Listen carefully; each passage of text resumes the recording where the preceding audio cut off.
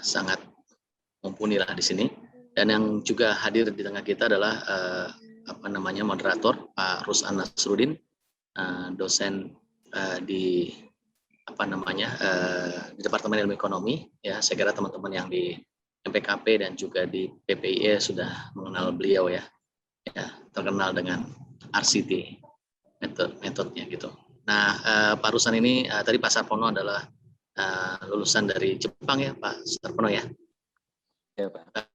Kemudian kalau Pak Ruslan Nasrudin lulusan dari Australia. Nah, jadi saya kira agenda kita ada 1,5 jam dan kemudian sekitar 45 menit sampai 1 jam Pak Sarpono mungkin bisa menyampaikan paparannya, dan yang berikutnya ada Q&A yang nanti dipandu oleh Pak Ruslan Nasrudin. Nah, kemudian dari saya menyerahkan kepada Sekretaris Program Studi Pasca Sarjana Ilmu Ekonomi untuk membuka acara ini ya. Kebetulan buka prodinya sedang ada agenda lain pada jam yang sama, jadi beliau meminta Sekretaris Program Studi untuk menyampaikan sambutan pada siang hari ini. Jadi sebenarnya saya menyerahkan pada diri saya sendiri. Jadi teman-teman harus penghematan anggaran ya, karena kan dari moderator jadi 1 uang dengan 2 tupoksi. 1 uang 3 tupoksi karena Sekretaris Program, MC dan juga moderator. MC dan juga pembuka acara. Jadi saya sampaikan di sini, selamat siang semuanya. Selamat bergabung di acara kuliah ini. Ini adalah program kerjasama antara PPIE, MPKP, dan juga MEKK. Jadi kolaborasi ini diharapkan memberikan pengetahuan, informasi di luar perkuliahan yang mungkin sangat berguna. Tentu saya menganggap ini sangat berguna karena kita banyak sekali, terutama saya juga banyak menggunakan data-data BPS untuk tugas akhir mahasiswa. Saya kira atau terkait dengan paper-paper yang saya buat juga, dan juga bersama mahasiswa membuat paper menggunakan data-data dari Badan Pusat Statistik. Nah, terima kasih untuk Pak Sarpono dan juga Pak Ruslan pada siang hari ini. Jadi teman-teman sangat bersyukur sekali kita berkesempatan untuk mengadakan diskusi ya, dan mendengarkan apa yang akan disampaikan oleh Pak Sarpono. Secara garis besar sebenarnya kita ingin mendengarkan bagaimana sebenarnya pemanfaatan data sosial dan ekonomi yang disediakan oleh BPS, dan mungkin yang beberapa data lain yang mungkin bisa juga dimanfaatkan yang kita tidak pernah dengar, mungkin bisa juga disampaikan untuk bisa dimanfaatkan untuk mahasiswa menggunakannya sebagai analisis sosial ekonomi untuk melengkapi bagian dari proyek akhir atau tesis ataupun tugas akhirnya. Saya kira beberapa teman-teman di sini seperti MEKK menggunakan SDKI ya, Survei Demografi dan Kesehatan Indonesia. Kalau teman-teman dari MPKP dan juga PPIE menggunakan misalnya Sakernas, Susenas, dan data-data yang lain. Saya sendiri menggunakan statistik energi ya, dari neraca energi dari BPS yang diproduksi BPS, dan tabel input output ya, social content matrix ya.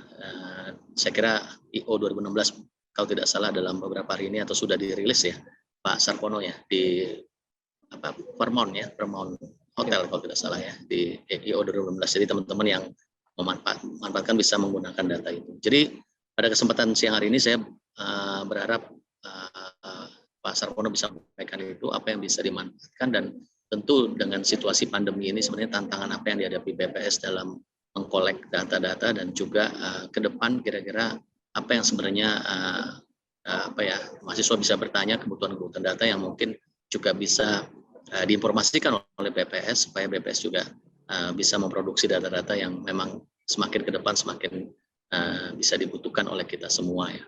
Jadi untuk membantu proses analisis, dan di sini juga ada mahasiswa BPS yang bisa juga memanfaatkan data itu. Saya kira itu harapannya, dan nanti dalam forum Q&A mungkin bisa lebih lanjut didiskusikan ya. Saya kira itu poinnya.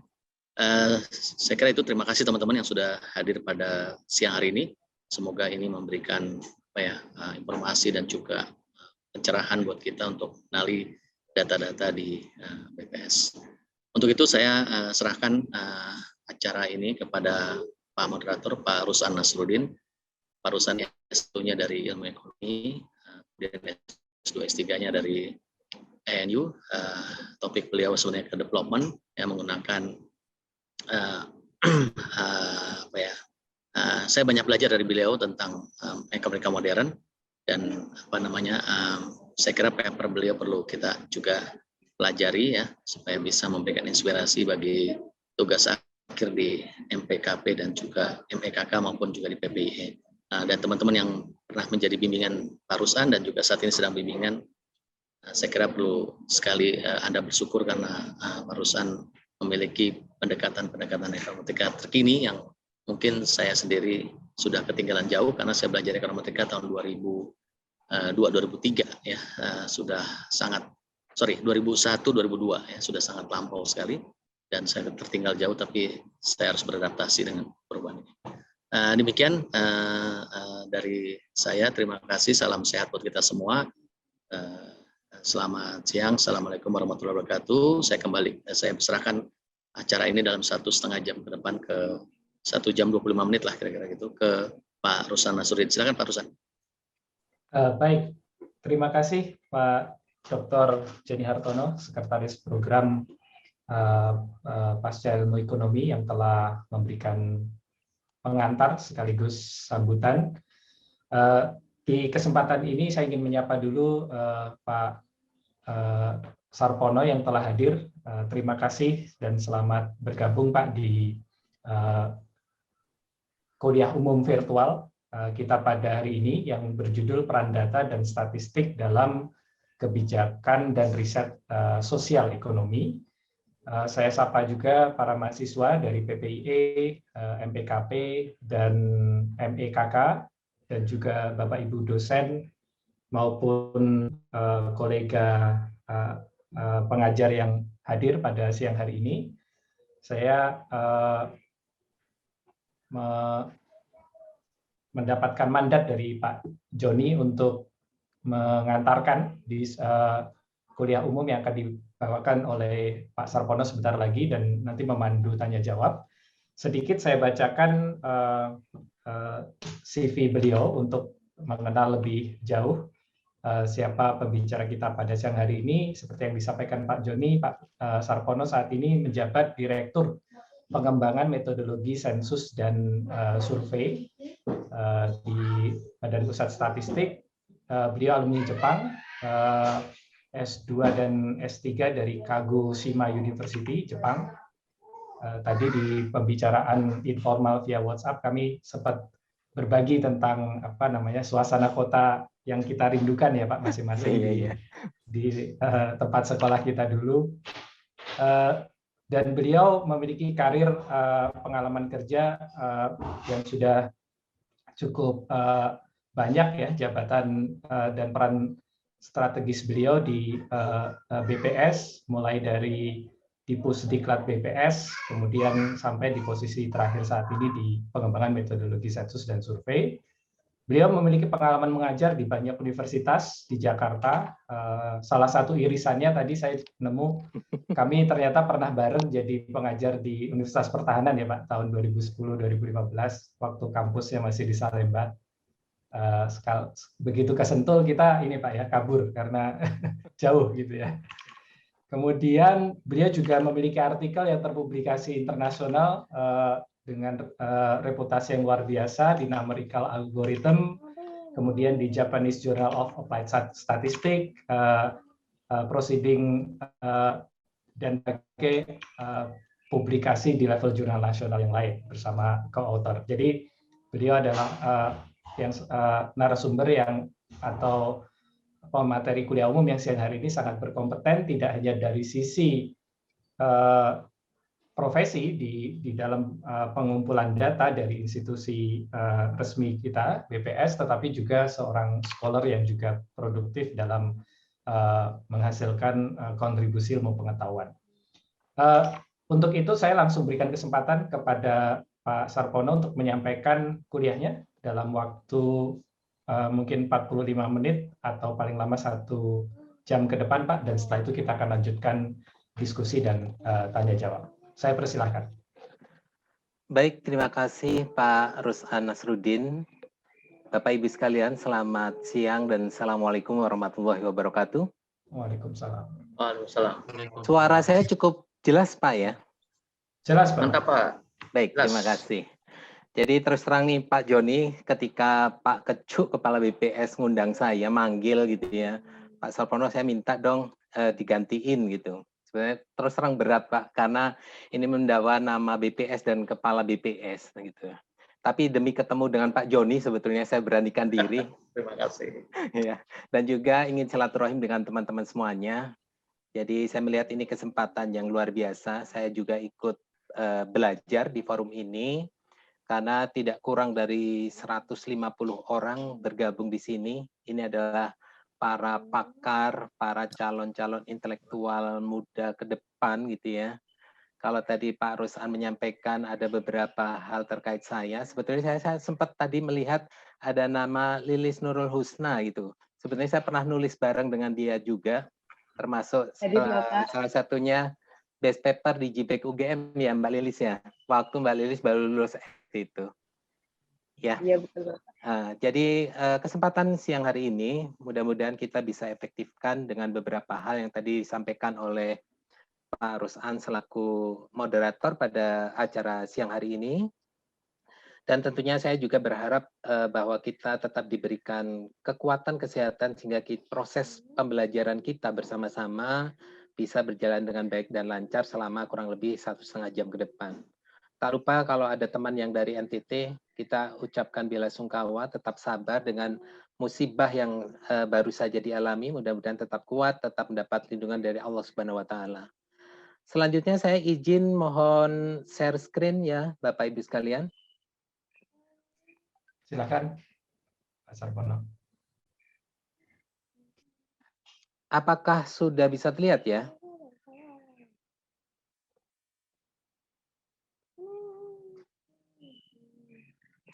Ya, Pak sudah, Pak. Ruslan? Sudah ya? Sudah muncul, Pak. Ya, jadi saya menyebutkan teman-teman semuanya aja gitu ya, biar akrab gitu, biar seumuran. Walaupun tadi ketika Pak Joni menyampaikan belajar ekonometrik pada tahun 2021 gitu, berarti kurang lebih kelihatan tua banget kita Pak Joni ya. Halo? Suara saya masih terdengar? Jelas, sangat jelas. Dengar, Pak. Sarpono. Saya izin melanjutkan bahwa terkait dengan apa yang disampaikan tadi, bahwa pada kesempatan siang hari ini kita akan mencoba membahas tentang peran data dan statistik dalam kebijakan dan riset sosial ekonomi.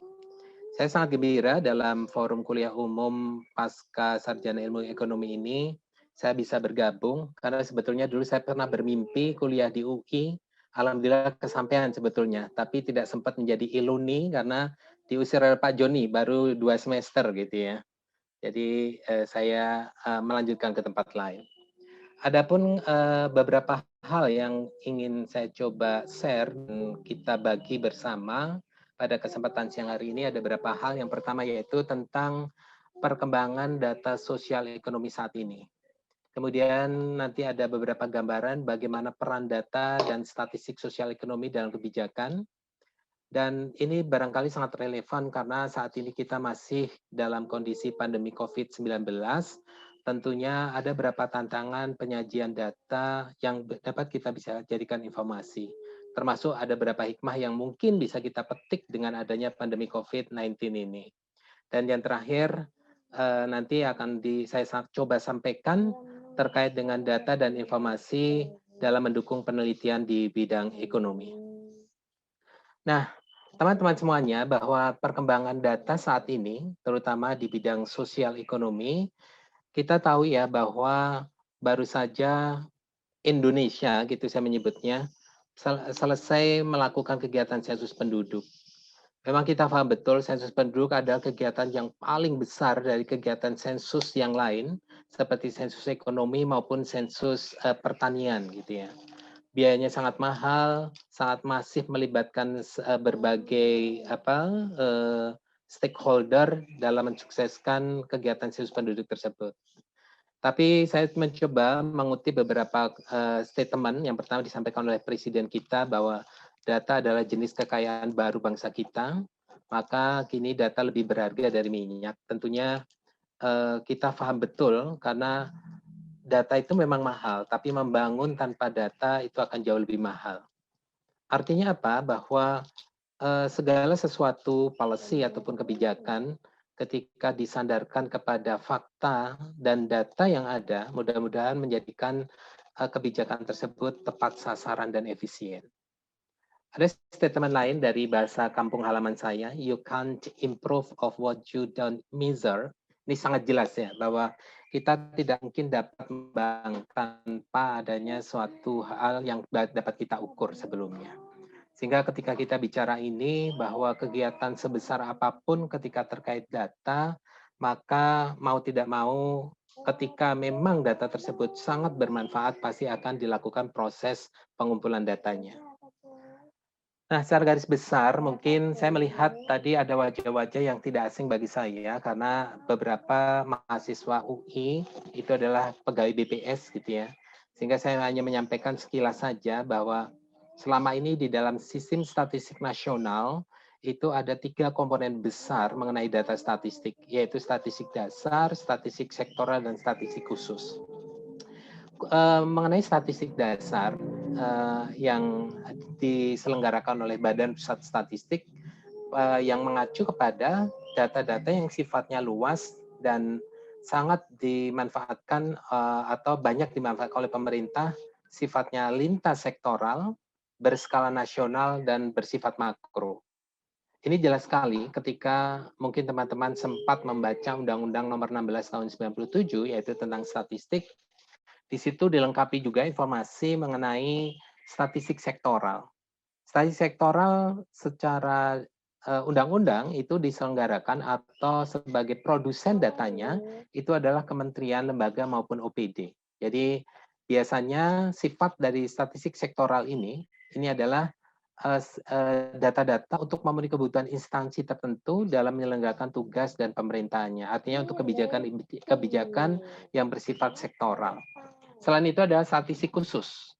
Jadi ketika kita bicara nantinya bahwa statistik dasar, statistik sektoral, dan statistik khusus, di mana untuk statistik khusus ini dilakukan bisa jadi oleh institusi tertentu, perorangan, masyarakat, termasuk teman-teman semua, para akademisi, para mahasiswa yang sedang melakukan mungkin studi, kemudian melakukan penelitian, itu adalah merupakan bagian dari statistik khusus.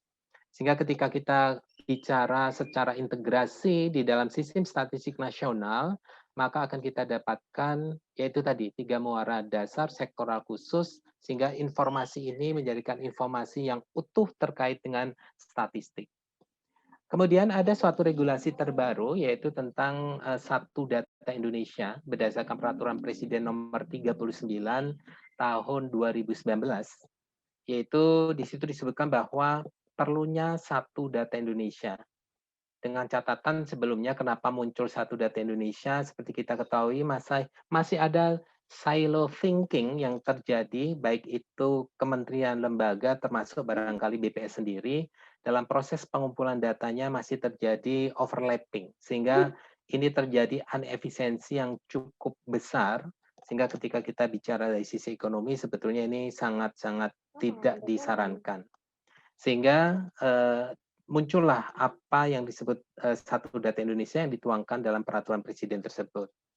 Nah, di dalam Satu Data Indonesia itu ada prinsip pokok terkait dengan Satu Data Indonesia. Di antaranya adalah terkait dengan bahwa data-data yang terkumpul saat ini itu harus memenuhi standar data, ya. Kemudian selain itu harus dilengkapi dengan metadata sehingga data tersebut bisa diinteroperabilitaskan. Nah, salah satu semacam prasyarat kemudian data itu bisa diinteroperabilitaskan selain adanya standar data yang dilengkapi dengan metadata, perlu adanya kode referensi.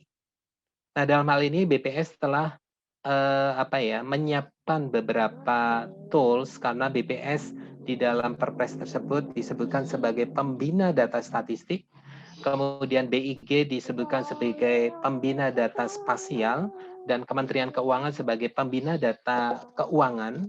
Maka BPS mencoba mengkoordinasikan sebagai pembina data dengan setiap kementerian lembaga Jadi salah satu produk yang sudah digulirkan itu adalah petunjuk teknis penyusunan standar data dan petunjuk teknis penyusunan metadata. Itu sudah kita siapkan terutama untuk data-data statistik.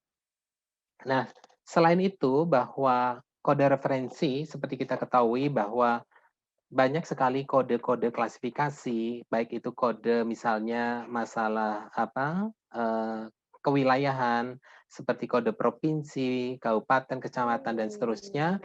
Kita saat ini sedang berkoordinasi dengan Kementerian Dalam Negeri untuk memudahkan sehingga data-data yang terkumpul nantinya memang mengacu kepada prinsip satu data Indonesia tersebut.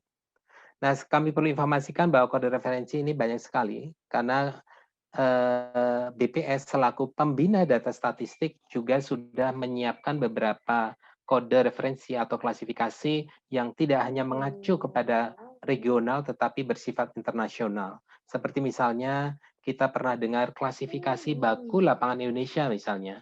Kita mengacu dari United Nations Statistical Division dengan salah satu produknya yaitu ISIC, International Standard Industrial Classification of All Economic Activities. Jadi itu yang salah satu kita gunakan. Kemudian juga ada KBJI misalnya, yaitu klasifikasi baku jabatan Indonesia. Kita mengacu kepada ISCO, yaitu International Standard Classification of Occupation misalnya.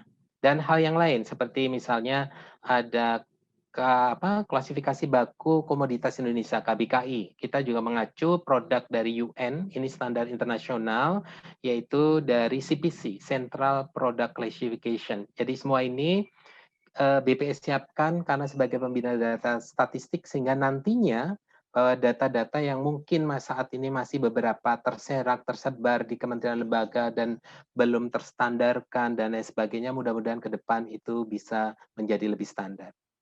Nah, salah satu upaya yang kita lakukan, salah satunya adalah kegiatan yang saya sebutkan tadi, sempat saya singgung, kegiatan sensus penduduk tahun 2020. Kita coba memanfaatkan data dari Dukcapil, ya. Dari data Dukcapil yang sudah dikumpulkan oleh Kementerian Dalam Negeri, kita jadikan sebagai dasar dari proses pendataan di sensus penduduk tahun 2020. Nah, teman-teman semuanya, bahwa di dalam sensus penduduk itu merupakan data sosial kependudukan yang barangkali paling lengkap untuk saat ini. Nah, kalau kita lihat dari hasil sensus penduduk tahun 2020, kita bisa perhatikan di grafik ini, bahwa dari kurun waktu pelaksanaan sensus penduduk, misalnya tahun 61, 71, sampai yang terakhir tahun 2020 kemarin, ini terlihat ya bahwa jumlah penduduk senantiasa meningkat jelas, dan pada akhir tahun 2020 yang sudah di-launching di awal tahun 2021, bahwa dari hasil sensus penduduk tahun 2020 terdapat 270.200.000 penduduk, ya ini, atau 270,2 juta jiwa di penduduk.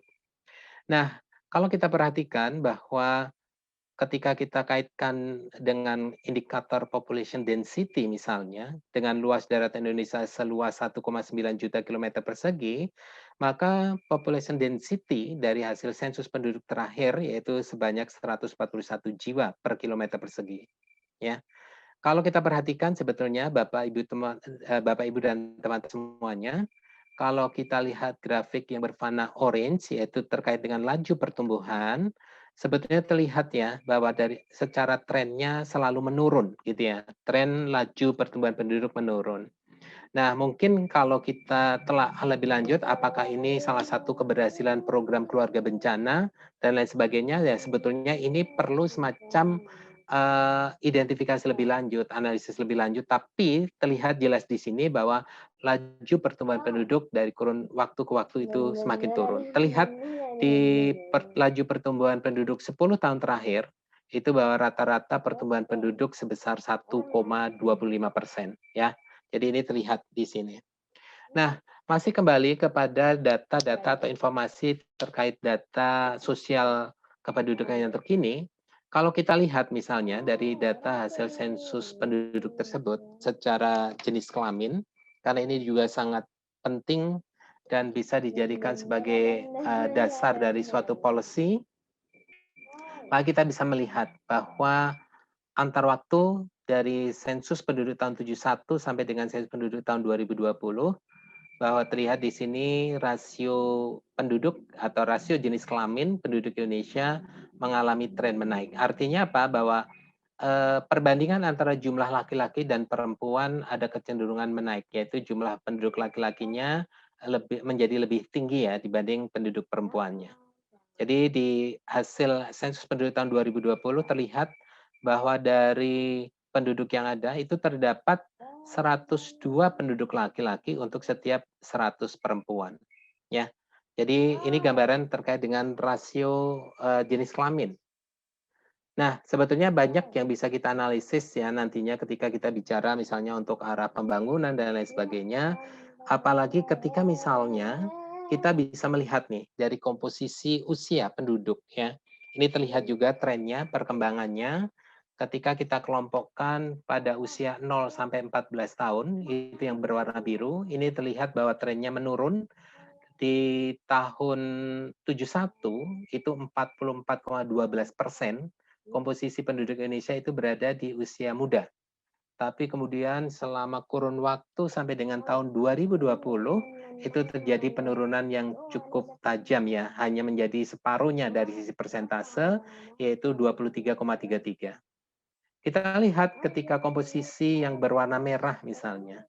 Di situ terlihat merah itu usia 15 sampai 64 tahun. Ini terjadi kenaikan secara persentase. Bahkan di tahun 2020 ini terjadi persentase yang sangat tinggi. Nah, ini yang sering kita dengar apa yang disebut sebagai bonus demografi ya, bahwa penduduk dengan usia produktif komposisinya menjadi luar biasa atau mendominasi. Sehingga pada saat ini harapannya pertumbuhan ekonomi, kemudian pertumbuhan lapangan pekerjaan dan lain sebagainya itu akan menjadi semakin bertambah. Memang beda kalau kita lihat untuk usia yang tua, yaitu terjadi penambahan gitu ya, tapi tidak terlalu besar. Tapi kalau kita melihat ini sebetulnya ini memberikan gambaran yang mengembirakan ya, bahwa mungkin ketika kita bicara apa angka harapan hidup orang Indonesia, berarti ada peningkatan ya, ada peningkatan. Sehingga kalau kita lihat di masing-masing komponen yang ada, kita bisa manfaatkan misalnya informasi atau data kependudukan menurut kelompok umur ini dalam analisis cohort dan lain sebagainya yang tentunya sangat bermanfaat untuk berbagai kebijakan. Nah, kemudian kalau kita lihat nih struktur umur menurut kelompok yang kita sering dengar ada kelompok milenial, generasi Z dan lain sebagainya, ini terlihat jelas ya bahwa dominasi penduduk Indonesia pada tahun 2020 itu didominasi oleh penduduk dengan usia milenial atau kelompok milenial dan kelompok generasi Z. Milenial dan generasi Z itu apa? Kita bisa lihat ya di sini bahwa generasi Z itu yang lahir antara 97 sampai 2012 atau saat ini usianya 8 sampai 23 tahun. Ya, sedangkan yang milenial itu yang di level atasnya yang lahir pada tahun 81 sampai 96, jadi usia saat ini 24 sampai 39.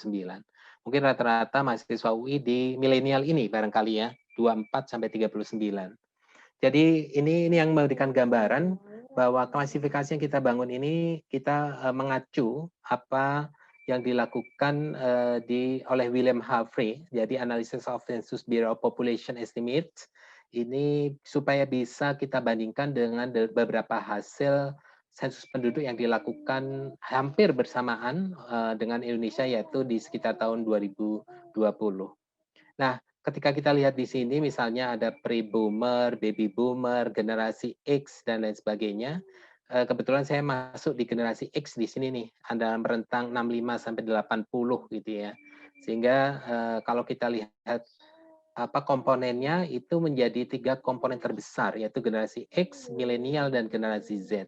Jadi memang ini searah dengan komposisi di kependudukan tadi untuk usia produktif memang masih mendominasi dalam hal ini. Sehingga ketika kita analisis secara perekonomian dan lain sebagainya, maka kebijakan pemerintah dalam menyiapkan lapangan pekerjaan misalnya, kemudian produktivitas penduduk karena angka ketergantungan tentunya untuk usia anak-anak maupun usia dewasa jauh lebih sedikit, tentunya harapannya memberikan share pertumbuhan ekonomi yang harusnya sangat baik gitu ya. Ini dari sisi data sosial kependudukan. Kemudian sebetulnya kita juga bisa melihat dari sisi kualitas penduduk Indonesia. Kita bisa melengkapi informasi yang ada. Kalau kita lihat dari IPM Indonesia pada 10 tahun terakhir ini terlihat ya bahwa terjadi tren yang menggembirakan karena memang secara kualitas pembangunan Indonesia berhasil untuk meningkatkan kualitas SDM-nya dalam hal ini. Jadi kita bisa lihat mulai tahun 2016 gitu ya, Indonesia itu sudah masuk kepada IPM yang kategori tinggi, yaitu di atas 70 gitu ya. Dan alhamdulillah kalau kita lihat di tahun 2020 kemarin itu menduduki lumayan bagus ya, 71,94. Jadi artinya memang ada pertumbuhan rata-rata selama 10 tahun terakhir untuk IPM di Indonesia yaitu sebesar 0,78%. Nah, kembali seperti yang saya sebutkan tadi bahwa hasil sensus penduduk pertumbuhan usia 65 plus itu menjadi bertambah. Ini juga terlihat ya bahwa umur harapan hidup saat lahir dari penduduk Indonesia untuk kondisi saat ini itu adalah 71,47. Karena ini memang beberapa komponen yang digunakan untuk menghitung indeks pembangunan manusia Indonesia ini. Selain angka harapan hidup juga mengenai rata-rata lama sekolah ya. Di sini terlihat bahwa 8,48 tahun dan harapan lama sekolahnya adalah 12,96. Selain itu mengenai PPP ya. Purchasing Power Parity yang digambarkan dalam proses bentuk pengeluaran per kapita per tahun yang disesuaikan. Di sini terlihat cukup tinggi yaitu 11.013.000. Nah, komponen inilah yang bisa kita gunakan untuk mengukur bagaimana perkembangan kualitas SDM di Indonesia. Nah, kemudian kalau kita lihat di beberapa informasi yang lain, bahwa salah satu yang bisa kita ukur selain komponen atau kependudukan, sosial ekonomi yang paling sering disorot, dan ini paling sering dijadikan acuan untuk kebijakan pemerintah periode siapapun, baik itu zaman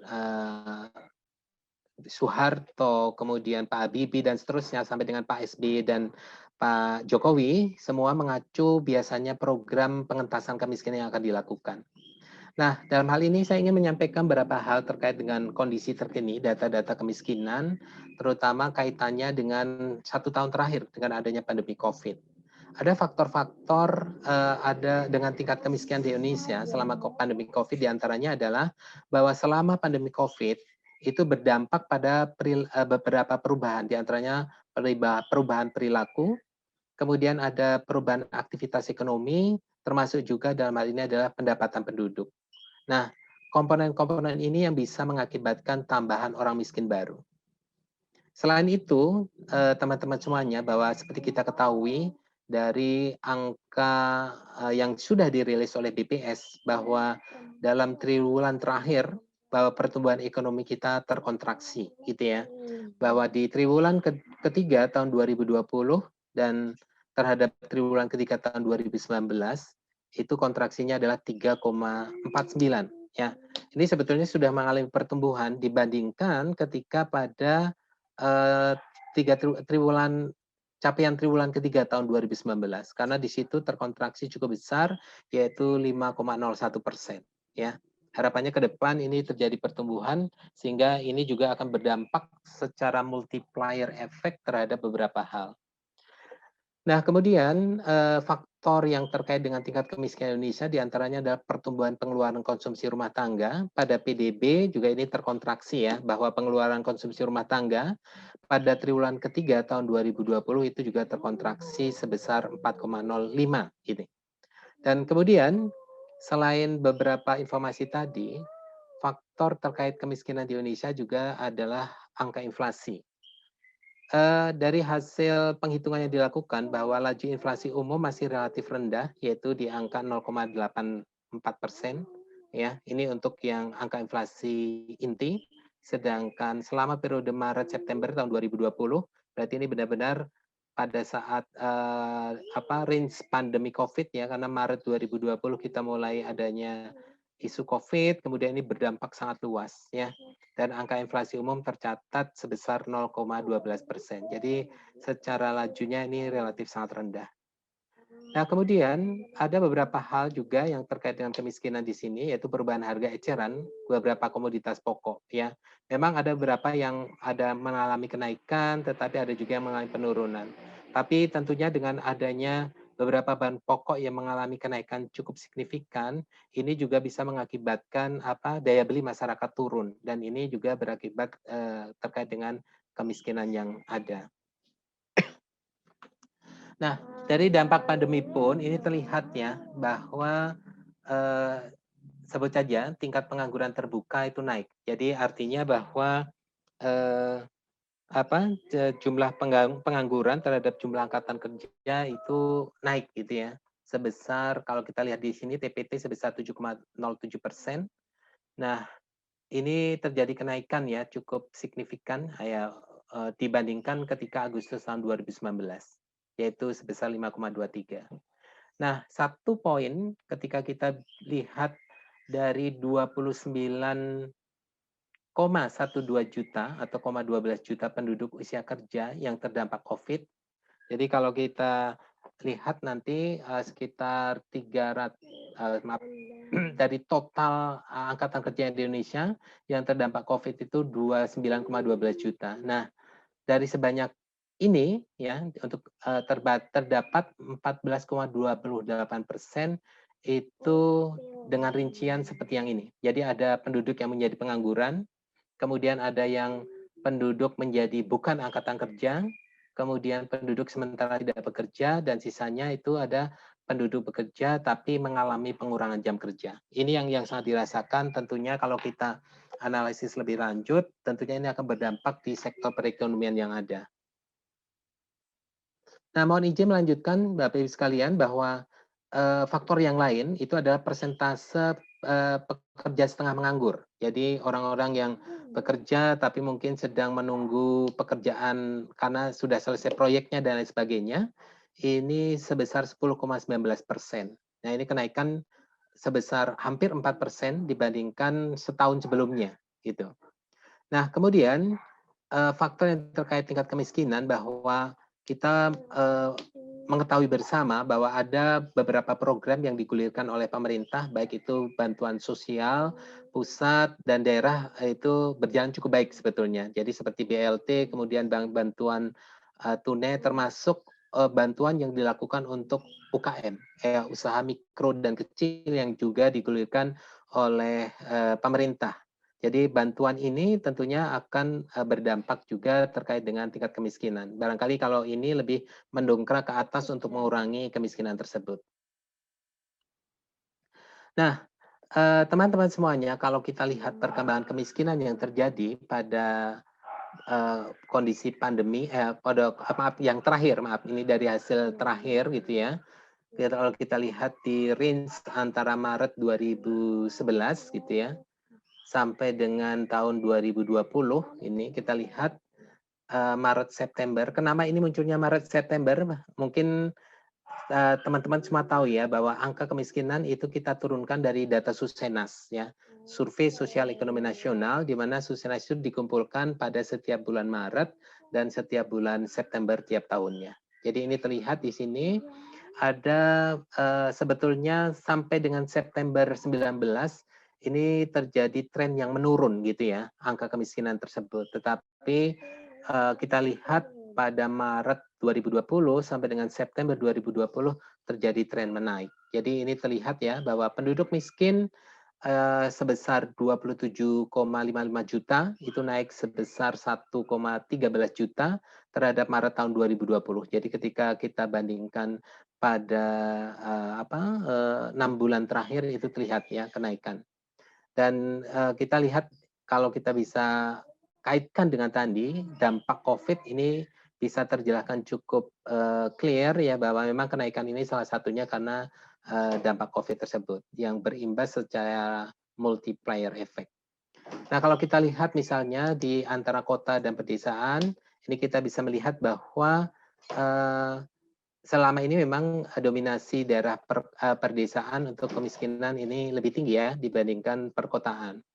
Tapi kalau kita lihat di sini bahwa perkotaan naik sebesar 1,32, sedangkan pedesaan itu naik 0,6% gitu ya.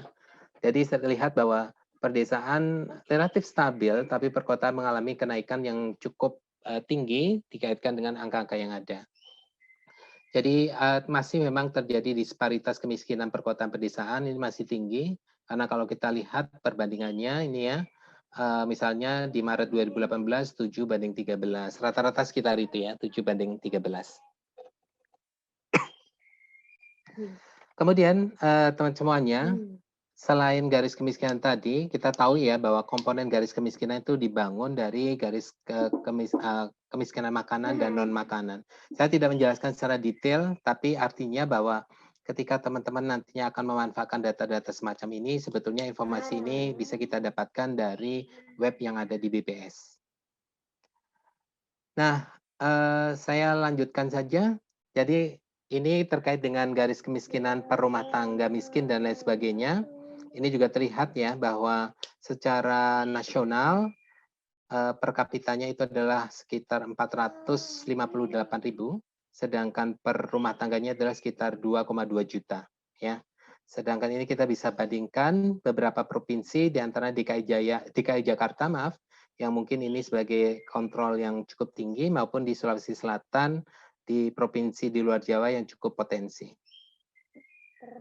Nah, kalau kita lihat persentase penduduk miskin menurut provinsi, ini terlihat ya bahwa nasional atau Indonesia pada posisi September 2019 itu pada 9,22, kemudian di September 2020 itu 10,19 ya. Di sini terlihat memang masih ada beberapa provinsi yang level atau persentase penduduk miskinnya di atas rata-rata. Bahkan kita tidak menyangka beberapa provinsi yang mungkin selama ini kita anggap cukup baik, misalnya seperti DIY, Yogyakarta, ternyata secara nasional persentase penduduk miskinnya masih cukup tinggi. Nah, selain kemiskinan ada juga indikasi yang lain, yaitu kedalaman kemiskinan, yang kalau tadi kemiskinan yang pertama saya sebutkan itu biasanya disimpulkan sebagai P0, ada juga P1 yaitu kedalaman kemiskinan, dan P2 itu keparahan kemiskinan. Jadi kalau kita lihat bahwa persoalan kemiskinan ini memang tidak hanya sekedar bicara berapa jumlah dan persentasenya, tetapi kita juga ingin melihat tingkat kedalaman dan keparahan kemiskinannya. Nah, bahwa di dalam indeks kedalaman kemiskinan ini mengindikasikan bahwa jarak rata-rata pengeluaran penduduk miskin terhadap garis kemiskinannya itu ya. Jadi nanti semakin tinggi atau semakin parah kemiskinannya, ini mengindikasikan ketimpangan pengeluaran di antara penduduk miskin. Nah, selain kedalaman itu tadi kalau kita mengacu kepada indeks kedalaman kemiskinan pada Maret 2020 itu menjadi 1,75 ya. Jadi ada naik ya pada September tahun 2020 ketika kita bandingkan dengan kondisi Maret tahun 2020. Ya, indeks keparahan kemiskinan ini naik dari 0,38 menjadi 0,47. Nah, ini terlihat di indeks kemiskinan teman-teman semuanya, baik untuk yang wilayah perkotaan maupun perdesaan, kita bisa bandingkan arahnya mengacu hal yang sama ya, baik total dalam artian di sini adalah untuk kemiskinan perkotaan maupun perdesaan. Jadi terlihat bahwa kalau kita lihat di sini bahwa indeks kedalaman kemiskinan di daerah perdesaan itu lebih tinggi dibandingkan perkotaan. Ini mengindikasikan apa? Bahwa variabilitas konsumsi penduduk miskin di daerah pedesaan itu lebih bervariasi atau secara jarak rata-rata terhadap garis kemiskinannya cukup jauh. Nah, untuk indeks keparahan di sini terlihat ya ada peningkatan. Kalau kita lihat ya kurang lebih arahnya juga sama, bahwa di daerah perkotaan itu jauh lebih rendah dibandingkan daerah perdesaan.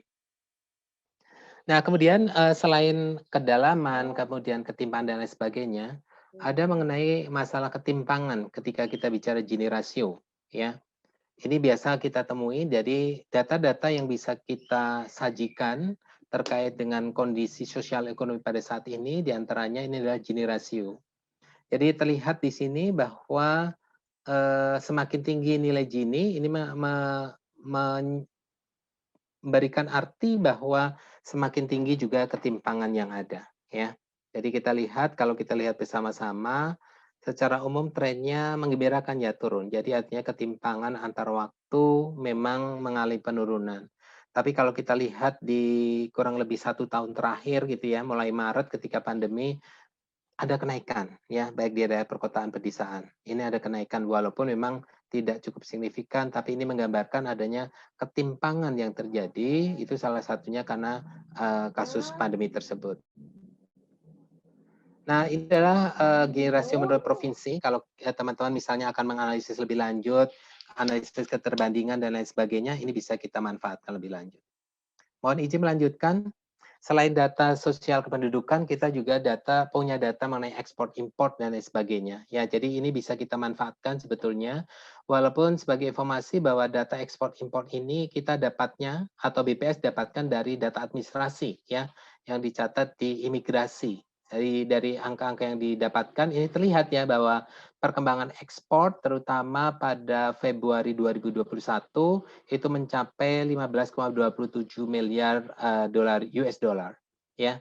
Ini terjadi kenaikan sekitar 8,5% dibandingkan setahun sebelumnya.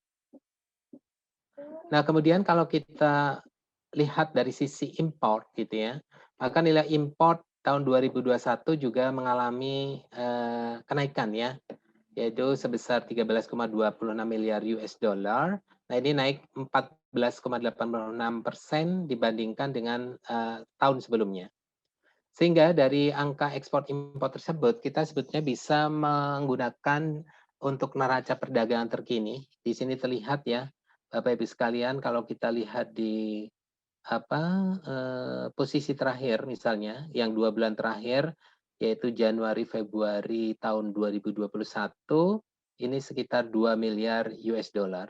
Ini terjadi fluktuasi ya, tapi kalau kita lihat di sini masih ada surplus yang terjadi. Ada informasi yang lain dari sisi buruh gitu ya. Untuk perkembangan upah buruh misalnya, di sini terlihat ada kenaikan gitu ya. Secara umum dari kurun waktu Februari 20 sampai dengan Februari tahun 2021. Nah, upah nominalnya itu naik ya 0,35%. Ini antar bulan untuk Februari tahun 2021. Nah, untuk upah realnya ini memang terkoreksi karena adanya inflasi dan lain sebagainya, hanya sebesar 0,18. Ini untuk buruh bangunan, saya tidak menjelaskan lebih lanjut.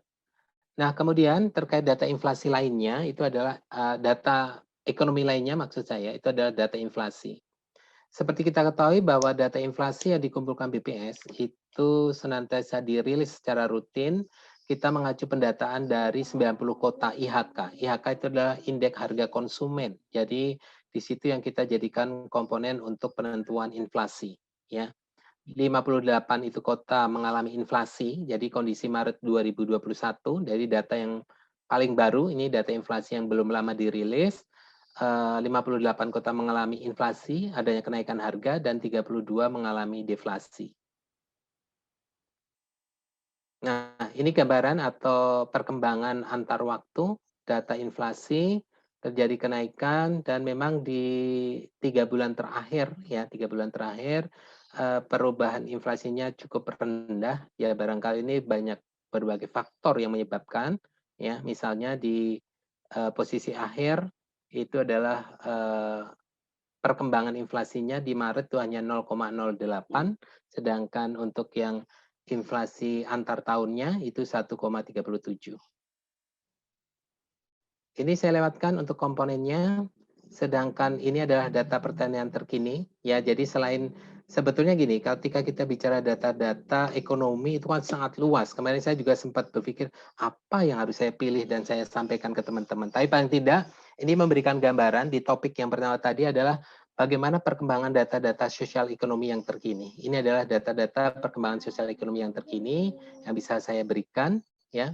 Kemudian di sini terlihat ya, kalau kita lihat tadi yang pertumbuhan ekonomi gitu ya, ini ada kaitannya juga di sini ada harga gabah yang mengalami penurunan. Kalau ini fluktuatif yang biasa terjadi ya, ada seasonal dan lain sebagainya. Ketika panen raya biasanya di situ terjadi penurunan harga. Jadi kalau di akhir tahun atau awal tahun biasanya produksi padi itu meningkat, harga juga terkoreksi menurun. Nah, untuk data-data yang lain, yaitu data harga perdagangan besar, ini juga sebagai indikator yang banyak dimanfaatkan karena ini sangat terkait dengan sektor-sektor makro yang banyak berimbas kepada harga-harga yang terjadi. Nah, kemudian kalau kita lihat di sektor yang lain, misalnya ini adalah perkembangan wisatawan mancanegara, bahwa salah satunya sektor tourism di Indonesia ini kan memberikan sumbangan yang cukup besar. Tetapi kalau kita lihat bersama-sama, ini selama pandemi ini terkoreksi luar biasa ya. Kalau misalnya yang warna biru itu tahun 2019, yang warna hijau itu adalah tahun 2020. Terlihat cukup signifikan penurunannya ketika di awal tahun 2020 turun, April itu benar-benar sudah anjlok gitu ya, anjlok sampai dengan akhir tahun ini, bahkan sampai awal-awal di tahun ini. Nah, kalaupun masih ada, sebetulnya ini adalah apa ya, wisata mancanegara yang keluar masuk melalui pintu perbatasan seperti di Timor Leste, kemudian Papua Nugini dan Kalimantan Utara. Tapi yang melalui imigrasi bandara dan lain sebagainya ini hampir bisa dikatakan tidak ada kalau kita analisis lebih lanjut. Ini terlihat dari situ akan terlihat bagaimana dampak dari COVID itu sendiri. Nah, di paparan yang kedua yaitu peran data dan statistik dalam sosial ekonomi terkait kebijakan. Jadi ini gambaran kalau tadi adalah data-data yang ada, sementara ketika kita bicara untuk apa sih data-data itu, secara garis besar bahwa peran data itu bisa dijadikan sebagai bahan perencanaan, kemudian sebagai bahan monitoring dan evaluasi, sekaligus sebagai acuan pengambilan kebijakan. Seperti kita ketahui, RPJMN maupun RPJMD, baik nasional, provinsi maupun kabupaten kota, ini banyak memanfaatkan data-data yang ada. Mungkin sebagian teman-teman yang dari BPS paham betul bahwa kita mengeluarkan apa yang disebut statistik Indonesia, atau mungkin ada provinsi dalam angka, kabupaten dalam angka, kecamatan dalam angka. Ini banyak diacu oleh Pemda-Pemda untuk proses perencanaan ke depan. Sehingga memang kemarin ada policy yang dibangun BPS ketika selama ini dianggap bahwa BPS kok datanya terlambat ya, mau kita gunakan sudah out of date. Makanya kemarin ada policy percepatan rilis untuk data-data pembangunan yang kita tuangkan atau kita turunkan dari statistik Indonesia tersebut. Jadi kita percepat dan alhamdulillah ini bisa dimanfaatkan lebih optimum lagi oleh pemerintah daerah maupun pemerintah pusat dalam rangka untuk perencanaan. Selain itu bahwa data-data yang ada itu juga digunakan oleh untuk target pembangunan dan asumsi makro dalam penyusunan APBN dan lain sebagainya. Selain itu juga bahwa komitmen Indonesia sebagai salah satu negara yang ingin mengusung terkait dengan SDGs ya, maka BPS dalam hal ini juga mengawal banyak sekali data yang digunakan sebagai indikator SDGs tersebut. Selain itu bahwa data-data yang dikumpulkan secara sektoral itu juga banyak digunakan untuk kebijakan sektoral, baik kementerian lembaga. Contohnya misalnya, seperti Indeks Demokrasi Indonesia, angka tersebut itu banyak digunakan untuk kebijakan Kemenko Polhukam, baik Kementerian Bappenas dan Kemendagri untuk melakukan acuan-acuan kebijakan. Selain itu, seperti kita ketahui, data mengenai inflasi, pertumbuhan ekonomi, termasuk kemiskinan, itu banyak digunakan untuk area perencanaan dan lain sebagainya. Termasuk yang tadi saya sebutkan, data sensus penduduk, dan lain sebagainya. Kementerian Keuangan juga banyak memanfaatkan data mengenai DAU, dana desa, dana insentif daerah, dan lain sebagainya untuk pemanfaatan ini. Kementerian Kesehatan melalui Balitbangkes itu juga bekerja sama dengan BPS dalam mengumpulkan data mengenai stunting melalui survei SSGI, yaitu status studi Jadi lupa SSG itu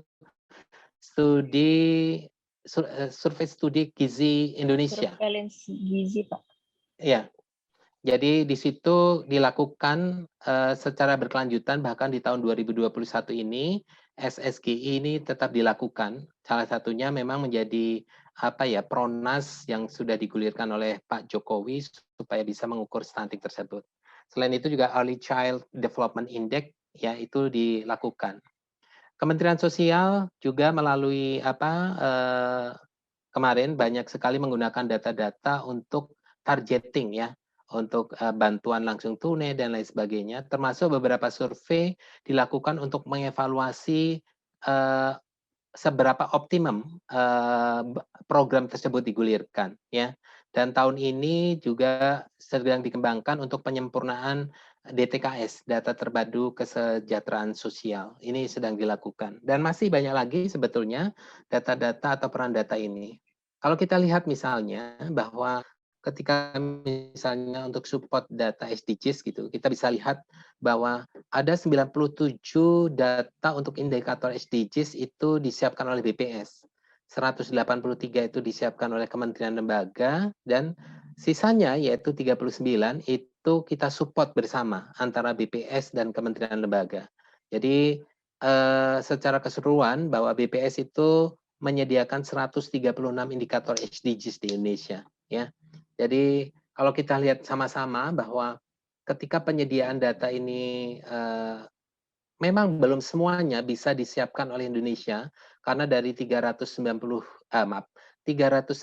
indikator yang menjadi indikator SDGs ini kita coba mengordinasikan ya baik BPS Kementerian Lembaga melalui berbagai survei maupun sensus termasuk data-data administrasi. Ini kita coba manfaatkan.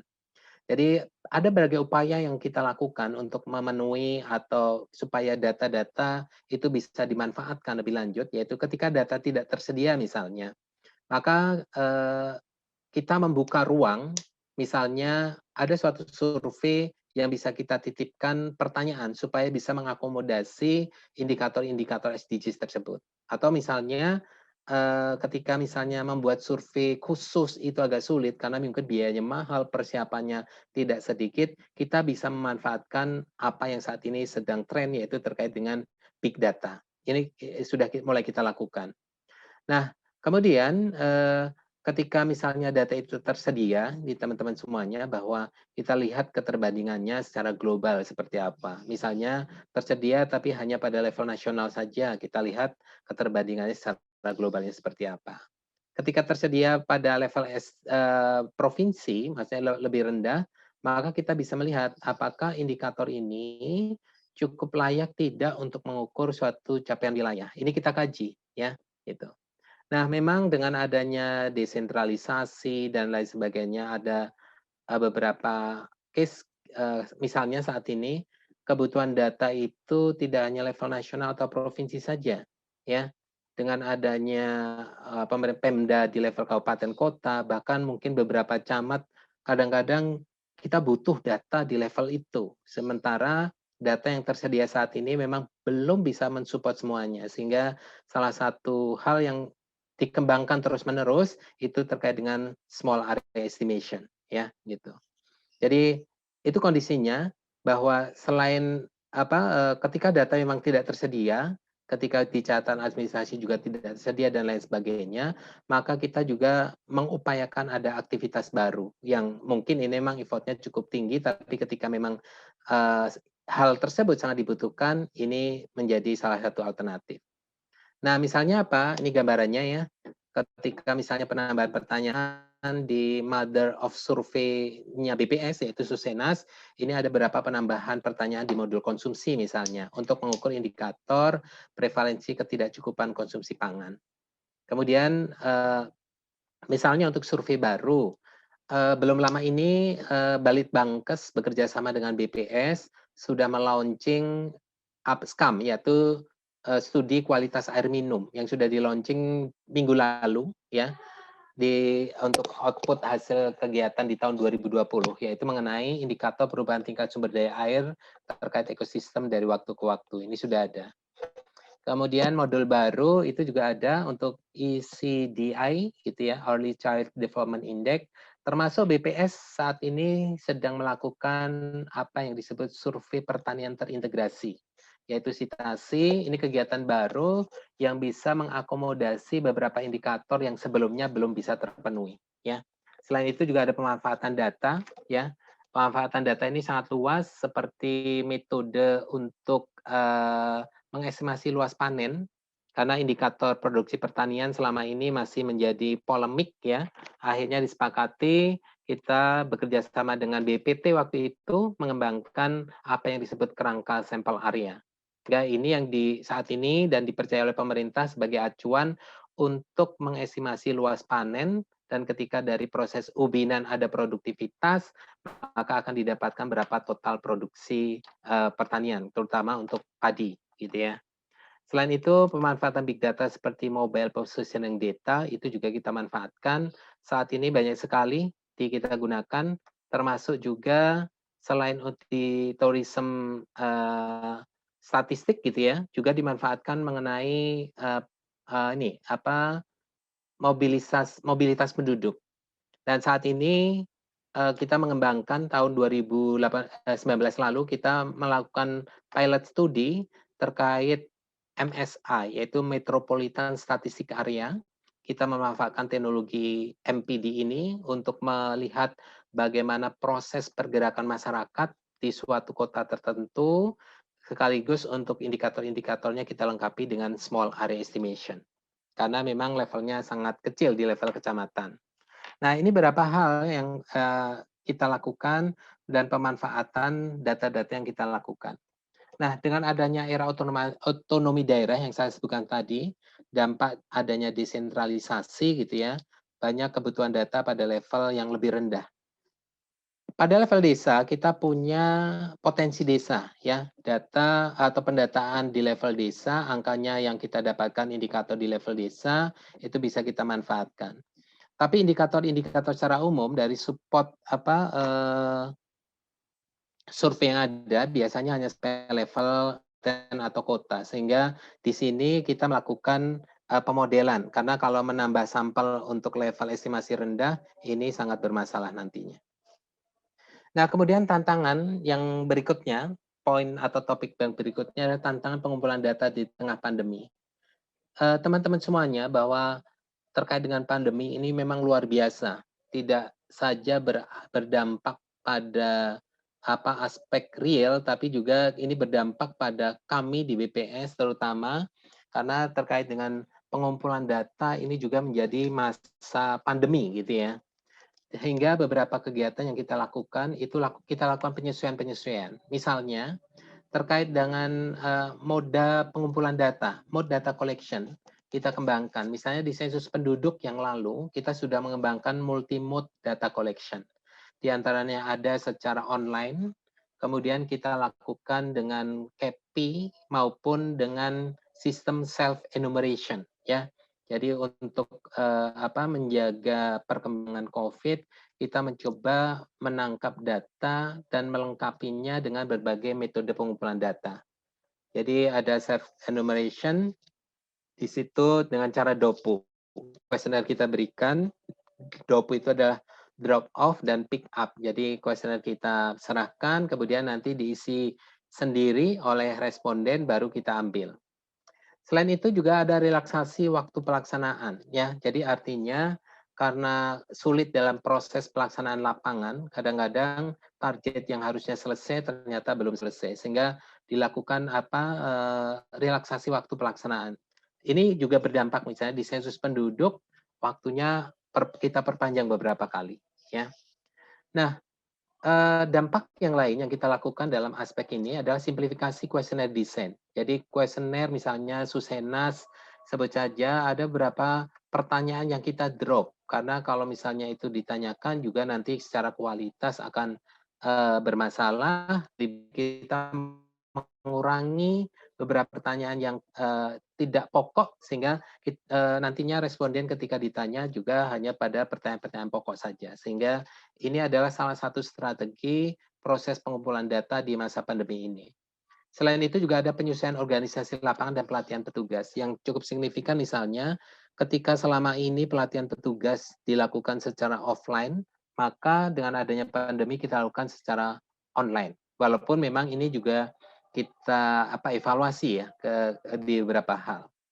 Selain itu juga terkait dengan sampling design. Beberapa survei yang dilakukan di BPS kita lakukan beberapa penyesuaian, seperti misalnya integrated updating frame.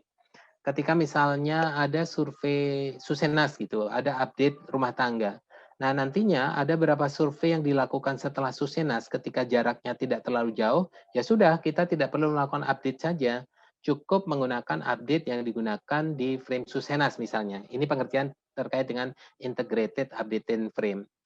Kemudian kita sadar betul bahwa dengan adanya pandemi, resistensi responden, resistensi mungkin perusahaan, masyarakat itu cukup tinggi, sehingga kita juga melakukan apa yang disebut adjustment non-respon. Karena memungkinkan saja bahwa responden itu sulit didatangi atau sedang isolasi dan lain sebagainya, sehingga memungkinkan adanya non-respon. Nah, ini kita lakukan adjustment non-respon, banyak hal terkait dengan adjustment non-respon ini. Ada imputation mengenai isiannya, ada adjust untuk weighting-nya, termasuk juga adjust untuk estimation level. Jadi ketika ini kayaknya nggak cukup sampelnya untuk estimasi level provinsi, ya sudah kita evaluasi saja gitu. Apalagi kemarin ada banyak refocusing anggaran ya yang dilakukan oleh pemerintah, bahwa belanja setiap kementerian lembaga dipotong karena akan dialihkan ke penanganan COVID. Maka ini pun juga dilakukan penyesuaian hal tersebut. Nah, ada beberapa hal hikmah yang kita bisa ambil juga dari pandemi COVID, yaitu munculnya beberapa survei terkait dengan pandemi COVID itu. Di antaranya ada survei perilaku masyarakat di masa pandemi, kemudian ada survei sosial demografi dampak COVID, ini dilakukan BPS, termasuk juga survei dampak COVID pelaku usaha, ini dilakukan BPS. Termasuk juga kita bekerja sama dengan Bappenas dan Mampu dari Australia, ya. Ini melakukan survei dampak COVID pada pasar tenaga kerja berbasis gender. Ada juga kerjasama dengan UNICEF dan Bappenas, ada Sero survei epidemiologi ya untuk di Bali. Dan ada survei-survei yang lainnya. Kalau kita lihat misalnya ada survei dampak pandemi COVID para pekerja yang dilakukan oleh LIPI, ada juga menilai dampak COVID yang dilakukan oleh UN Women dan AJI, ya. Aliansi Jurnalistik Independen, AJI. Nah, sebagai gambaran, ini beberapa output dari survei terkait pandemi. Maaf, saya kembali tadi saya pencet. Nah, misalnya ini masalah penggunaan masker, mencuci tangan, menjaga jarak. Ini terlihat ketika kita bicara laki-laki dan perempuan, ternyata memang laki-laki itu paling bandel ya, paling tidak disiplin. Ketika kita bandingkan bahwa perempuan itu menggunakan maskernya jauh lebih banyak, mencuci sabunnya lebih rajin, menjaga jaraknya lebih disiplin, dan lain sebagainya. Ini contoh ya bahwa kepatuhan perempuan itu secara umum lebih baik dibandingkan laki-laki. Ini salah satu contoh. Nah, kemudian ini salah satu hasil dari pemanfaatan big data untuk mendapatkan informasi terkait dengan dampak COVID kemarin.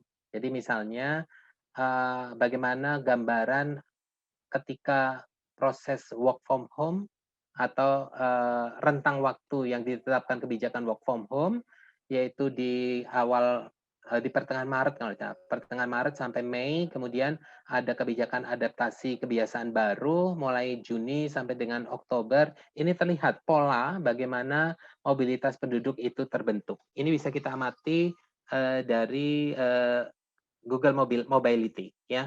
Ini salah satu output big data yang bisa kita manfaatkan untuk beberapa analisis di sosial ekonomi. Dan selain itu, kita lihat ya bahwa pandemi COVID ini juga menurunkan pendapatan masyarakat dan mengubah pola pengeluaran. Ini terlihat ya, karena terlihat bahwa dari 7 dari 10 responden itu mengalami penurunan pendapatan. Ini rentan miskin. Jadi ini dari hasil survei ini juga koheren dengan beberapa hasil survei yang lain, termasuk angka kemiskinan yang dirilis oleh BPS. Kemudian untuk yang pendapatan tinggi, 3 dari 10 responden mengalami penurunan pendapatan. Jadi kalau kita lihat di sini bahwa kelompok pendapatan rendah itu memang yang paling terdampak ya. Jadi sehingga ini juga terlihat jelas komponennya terkait dengan dampak jumlah penduduk miskin. Nah, dari hasil survei COVID terhadap pelaku usaha ini juga terlihat ya bahwa ketika kita bicara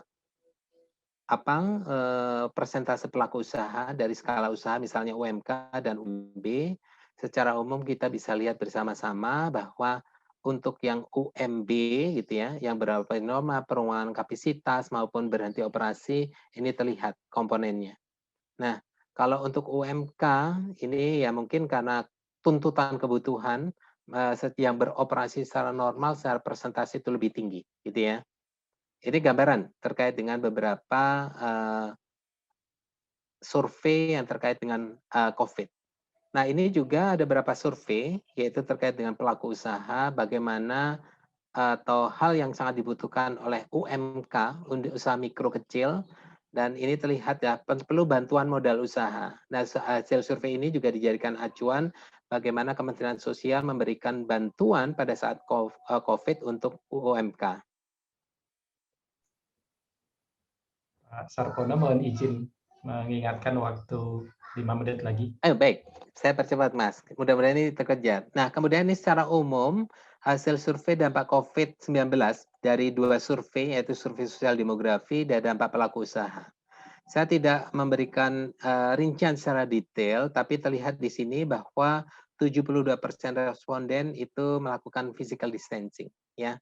Tapi kalau kita lihat seperti grafik tadi, perempuan lebih terkait dengan prokes dibandingkan laki-laki dan seterusnya. Nah, ini saya lewatkan karena tadi sudah, begitu pula yang ini. Yang ini tadi sudah saya coba jelaskan terkait dengan dampak COVID dari total 203,9 juta penduduk usia kerja, itu sebanyak 14%, yaitu 29,12 ini terdampak COVID, ya. Maaf, terdampak masalah pekerjaan, ya, karena adanya COVID. Jadi di sini terlihat misalnya menjadi pengangguran 2,56 dan seterusnya. Nah, sebagai informasi yang lain bahwa data-data yang dirilis maupun data-data yang bisa dimanfaatkan oleh teman-teman ketika akan melakukan penulisan jurnal untuk disertasi ataupun tesis, sebetulnya BPS punya PST, yaitu pelayanan statistik terpadu. Di situ semacam pelayanan satu pintu untuk kebutuhan interoperabilitas data. Jadi bisa dilakukan secara online maupun offline. Selain itu, BPS juga punya website dan ada aplikasi yang sebetulnya ini sangat-sangat baik ya. Saya harapkan teman-teman semua install karena ini bisa dari Play Store didapatkan. Itu ada aplikasi yang kita sebut sebagai Allstat ya. Aplikasi Allstat ini kita bangun memudahkan kepada pengguna data, terutama untuk informasi-informasi data terbaru. Itu ada semua di situ. Tinggal klik, tinggal cari dan seterusnya. Ya, silakan ketika akan memanfaatkan selain bisa memanfaatkan website di BPS. Nah, ini yang terakhir yaitu data dan informasi dalam mendukung bidang penelitian ekonomi ya. Jadi kalau kita bicara sumber data, ini banyak ya, seperti data hasil sensus gitu ya. Ada sensus penduduk, sensus ekonomi dan sensus pertanian. Ini semua ada yang saya sebutkan tadi di BST ya. Bisa dilakukan konfirmasi bagaimana mendapatkannya data-data tersebut. Termasuk juga data-data hasil survei seperti Susena, Sakernas, SBH, dan survei-survei di bidang produksi seperti misalnya IBS, IMK, Sitasi, itu tersedia. Nah, selain dari hasil sensus maupun survei, bahwa data-data yang bisa digunakan untuk riset segala macam di bidang sosial ekonomi, kita bisa memanfaatkan data administrasi. Sebagai contoh tadi, BPS melakukan indikasi atau penyajian data ekspor import, kemudian data kependudukan dari Dukcapil, itu kita manfaatkan dari data-data administrasi. Nah, sebagai informasi bahwa saat ini untuk perizinan usaha, pemerintah Indonesia itu juga sudah membangun sistem untuk para pelaku usaha, OSS, Online Single Submission. Ini dikoordinasikan oleh BKPM, ya, bekerja sama dengan di bawah koordinasi langsung juga dari Kementerian Koordinasi Kemenko Perekonomian, maaf. Dan ini sistem ini sudah ditanam sampai level kabupaten kota di PTSP yaitu PTSP perizinan terpadu satu pintu kabupaten kota. Kenapa kita tahu persis ya bahwa salah satu output yang digunakan di dalam OSS ini adalah salah satunya produk dari BPS yaitu KBLI, klasifikasi baku lapangan usaha Indonesia, yang memang digunakan untuk acuan penentuan izin usahanya. Nah, selain sumber data ini, kita juga bisa memanfaatkan big data. Ini BPS juga saat ini sedang mengeksplor banyak hal terkait big data, seperti e-commerce, kemudian satellite image, remote sensing, automatic identification system, seperti pergerakan kapal, termasuk yang kita manfaatkan saat ini yaitu mobile positioning data. Ini cukup leading lah Indonesia gitu, terutama di mobile positioning data, karena beberapa kali UN meminta BPS menjadi narasumber untuk pembelajaran ke negara-negara lain. Nah, sumber data yang lain itu banyak sekali, seperti di marketplace gitu ya, online booking dan lain sebagainya. Ini saat ini sedang dieksplor oleh tim big data BPS. Dan tentunya sebetulnya ini teman-teman mahasiswa juga menurut saya sangat bisa memanfaatkan informasi ini. Nah, kemudian ini beberapa hal yang perlu diperhatikan saat menggunakan dataset untuk riset ya. Menurut saya ini sangat penting karena kadang-kadang mahasiswa ketika menggunakan data, terutama yang tidak memahami prosesnya itu keliru dalam pemanfaatannya. Sebagai informasi tadi misalnya kalau data sensus kita tinggal pakai karena memang tidak ada beberapa identifikasi yang melengkapi. Tetapi ketika datanya itu data survei, ini yang perlu harus hati-hati kita memanfaatkannya. Karena kalau survei, apalagi survei berbasis probability sampling, itu pasti digunakan untuk mengestimasi. Sehingga di sini perlu adanya weighting. Sehingga ketika kita menganalisis data dari hasil survei, kemudian ada weighting, maka itu harus digunakan. Selain itu, yang perlu diperhatikan adalah akurasi estimasi. Jangan sampai kita mengatakan, oh ini dari data Susenas mengatakan bahwa angka di kecamatan ini bla bla bla. Padahal Susenas itu untuk Susenas Maret sampai level kabupaten kota, tapi untuk September itu hanya sampai level estimasi provinsi, ya. Sehingga ketika kita bicara leveling estimasi, ini juga harus hati-hati ketika kita menarasikan atau menganalisis di dalam suatu penulisan kita. Termasuk tadi, bahwa data yang kita munculkan, karena ini mengacu kepada akurasi data, karena dari hasil survei, kita harus lihat juga ukuran akurasinya atau relatif standar error-nya. Cukup tidak ketika kita mengatakan, terutama untuk yang rare case ya, rare case. Banyak sekali indikator yang sifatnya rare case terjadi. RSA-nya masih sangat tinggi, tetapi ketika itu dijadikan sebagai bahan analisis, sebagai acuan, ini harus sangat hati-hati dalam memanfaatkannya. Selain itu, yang perlu diperhatikan juga adalah unit analisis. Ya, ini sering terjadi juga ketika misalnya kalau Susenas itu lebih kecenderungannya analisisnya adalah lebih walaupun individu bisa, tapi kebanyakan di level rumah tangga. Kalau data Podes rasanya unit analisis yang bisa dikemukakan di level desa dan lain sebagainya. Jadi harus hati-hati, paham betul data tersebut itu unit analisisnya, unit statistiknya apa, sehingga mudah kita atau tepat ketika kita memanfaatkannya. Kemudian metode estimasi ini juga harus hati-hati. Karena saya pernah baca suatu jurnal misalnya, dia mengacu ke data Sakernas gitu ya. Sebagai contoh misalnya, dia akan menganalisis mengenai upah ya, wage Sakernas ya, wages gitu ya. Padahal di data Sakernas, datanya kan tidak semua mengacu kepada ketika record data sampel, itu kan tidak bicara semua yang bekerja, ada yang tidak bekerja. Sehingga ketika kita bilang wages, itu kan berarti yang bekerja saja. Artinya apa? Tidak semua record yang ada di Sakernas itu bisa langsung dianalisis, tapi ada proses pemilihan sampel yang bekerja itu. Nah, ketika tidak hati-hati, ini bisa terjadi bias. Sehingga salah satu semacam rekomendasi ketika kita dihadapkan kepada satu set data, kemudian kita menganalisis yang tidak mencakup semuanya, ada salah satu metode yaitu sample selection model Heckman itu bisa dimanfaatkan ya untuk istilahnya meminimalisir bias yang terbentuk dari kondisi tadi. Nah, kemudian hal yang lain yang perlu diperhatikan oleh teman-teman ketika kita menganalisis untuk kebutuhan riset adalah jenis data, tipe data, dan lain sebagainya. Sebagai contoh misalnya, ketika datanya kualitatif atau kuantitatif, kita harus paham betul tools atau pisau untuk mengirisnya itu apa gitu ya. Misalnya, oh kalau jenis data ini paling tepat adalah regresi. Regresi yang seperti apa? Linear kah? Atau mungkin logit kah? Probit? Atau mungkin ketika kita bicara ada variabel yang sifatnya laten yang tidak bisa diukur secara langsung, oh mungkin kita gunakan SEM, misalnya structural equation modeling dan lain sebagainya. Ini harus dilakukan. Termasuk juga yang perlu hati-hati ketika tipe data, apakah itu cross section, data series atau panel data, tentu ini membutuhkan tools maupun analisis yang berbeda-beda. Jadi ini sekedar mereview, mengingatkan ketika nanti teman-teman memanfaatkan riset untuk data-data sosial ekonomi, sebisa mungkin paham terkait beberapa aspek yang saya sampaikan ini. Baik, mungkin itu yang bisa saya sampaikan. Lebih kurangnya mohon maaf. Mudah-mudahan apa yang saya sampaikan bermanfaat, dan jika banyak kekurangan itu datanya dari saya pribadi, mohon maaf karena saya juga masih dalam proses belajar. Better data, better lives. Terima kasih. Assalamualaikum warahmatullahi wabarakatuh.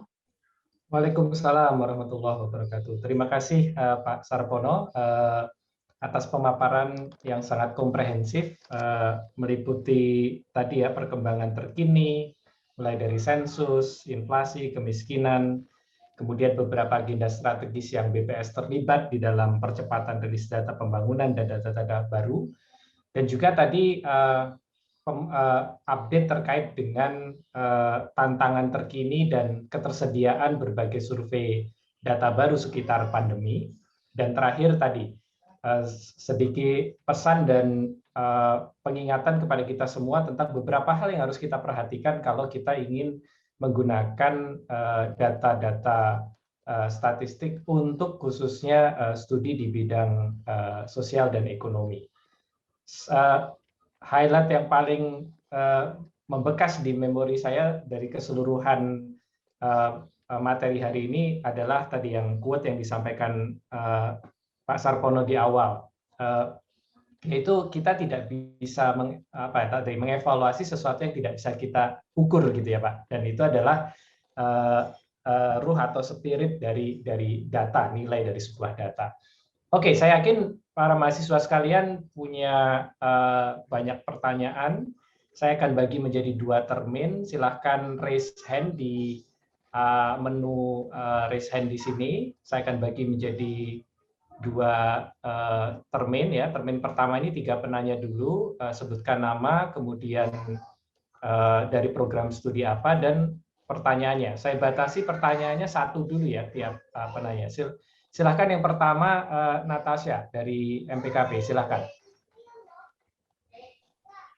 Sore Pak Ruslan, Pak Sarpono, sama Pak Joni, teman semua.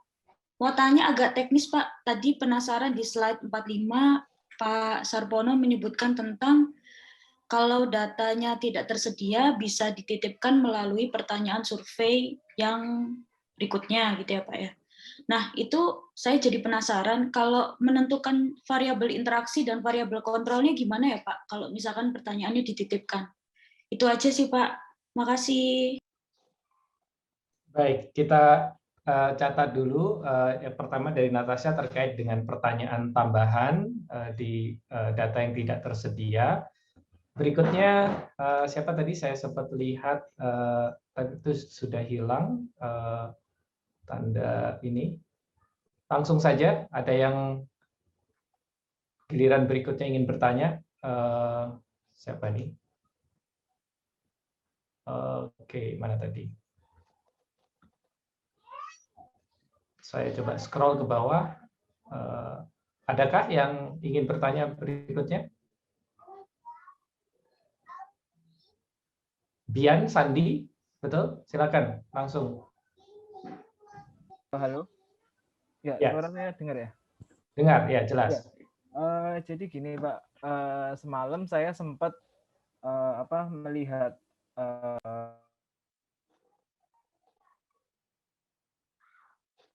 Bian, suaranya hilang.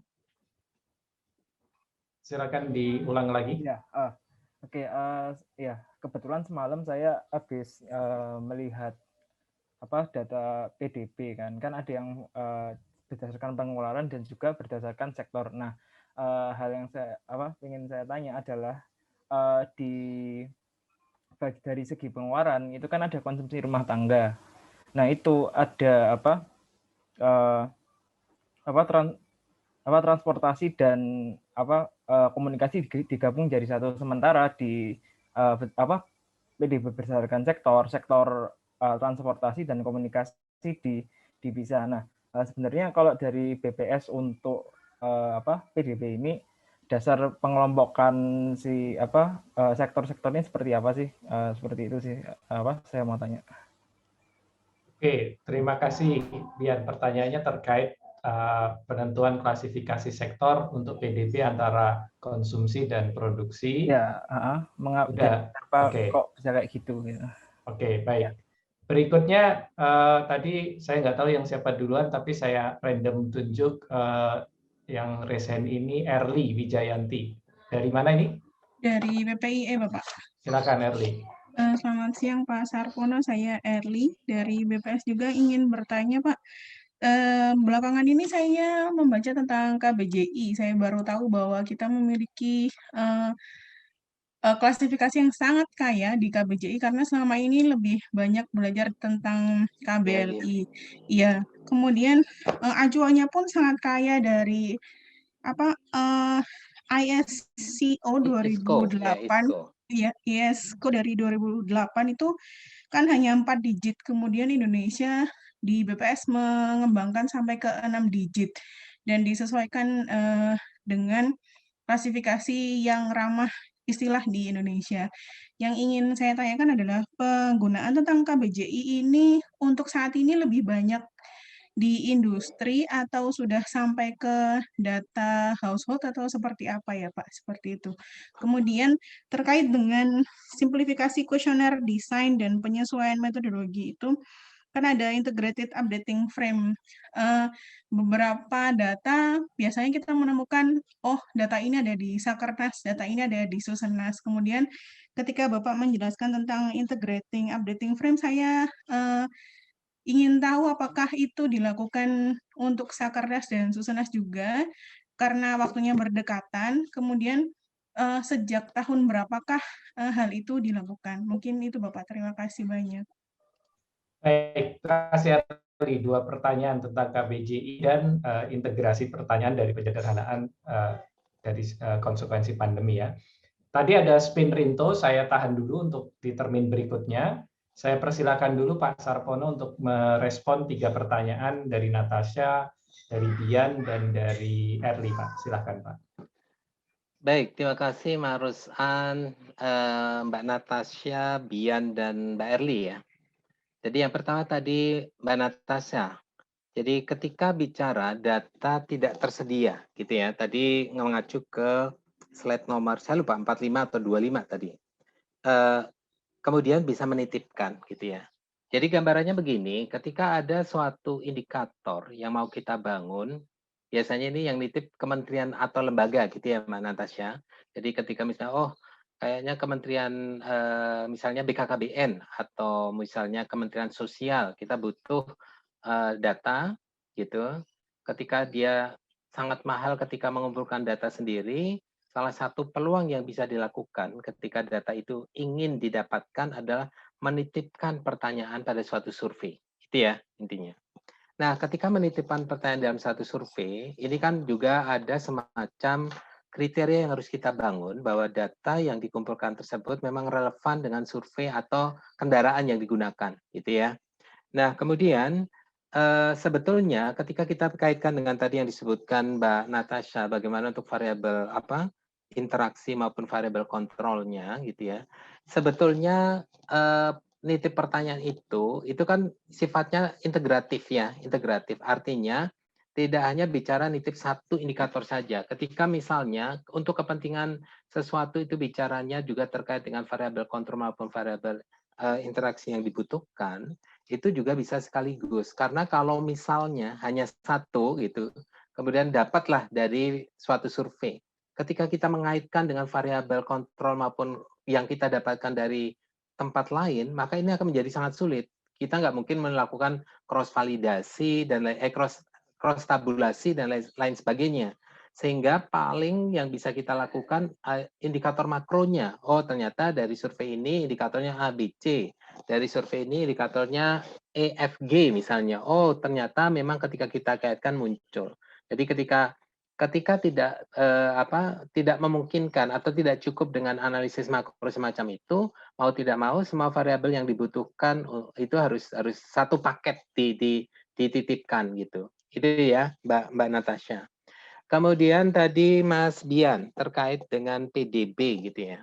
Jadi memang di dalam PDB itu kan ada semacam tabel yang kita bangun ya, tabel supply and demand gitu ya. Ada tabel permintaan dan pengeluaran gitu semacam itu. Nah, tadi memang bahwa kalau kita bicara pengelompokan ini kita lakukan. Jadi sebetulnya kalau misalnya itu ada dua kelompok yang kita bangun, dari sisi komoditas dan dari sisi lapangan usaha ya. Kalau sektor yang tadi dari sisi itu adalah lapangan usaha. Yang kita turunkan dari yang tadi disinggung oleh Mbak Erli, yaitu mengenai KBLI, klasifikasi baku lapangan usaha. Di dalam KBLI itu ada 21 kategori ya. Ini yang terakhir, KBLI yang terakhir. Nah, karena PDB itu berkelanjutan dari waktu ke waktu, sebelum ada 21 kategori, waktu itu ada penyebutan yang disebut sektor. Ada 17 sektor yang dibangun. Di antaranya tadi yang disebutkan ada transportasi, komunikasi, dan lain sebagainya. Gitu ya. Nah, terkait dengan pertanyaan tadi, bahwa untuk pertanyaan pengeluaran, sumbernya itu salah satunya adalah dari data-data hasil survei. Bisa jadi ini dugaan saya, kenapa ketika di pengeluaran itu tidak dipisahkan, karena dia lebih pendekatan dari sisi komoditas. Jadi misalnya pengeluaran orang untuk misalnya naik kendaraan berapa gitu ya, kemudian pengeluaran untuk transportasi berapa. Yang kemungkinan itu bersumber dari Susenas. Ya. Di Susenas memang kemarin ada beberapa yang saya sebutkan tadi, simplifikasi atau ada penggabungan dan lain sebagainya, supaya tidak detail, karena semakin detail memang proses pengumpulan data itu menjadi semakin rumit ya. Bisa mungkin nanti teman-teman teman-teman BPS tuh kalau yang pengalaman mendata Susenas itu ya, ada yang dari posisi duduk sampai dengan responden itu rebahan itu terjadi gitu ya. Sampai ada yang istilahnya nggak jadi ikut majelis taklim karena itu bersedia menjadi responden Susenas karena saking banyaknya.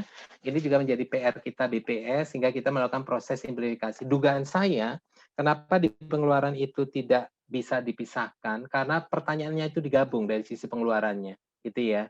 Tapi sebetulnya ini nggak jadi masalah karena kan kita nggak bicara apple to apple dari setiap kontrol yang ada, tapi proses intinya dari sisi supply and demand-nya itu bisa didapatkan. Itu poinnya di situ, Mas Sandi ya.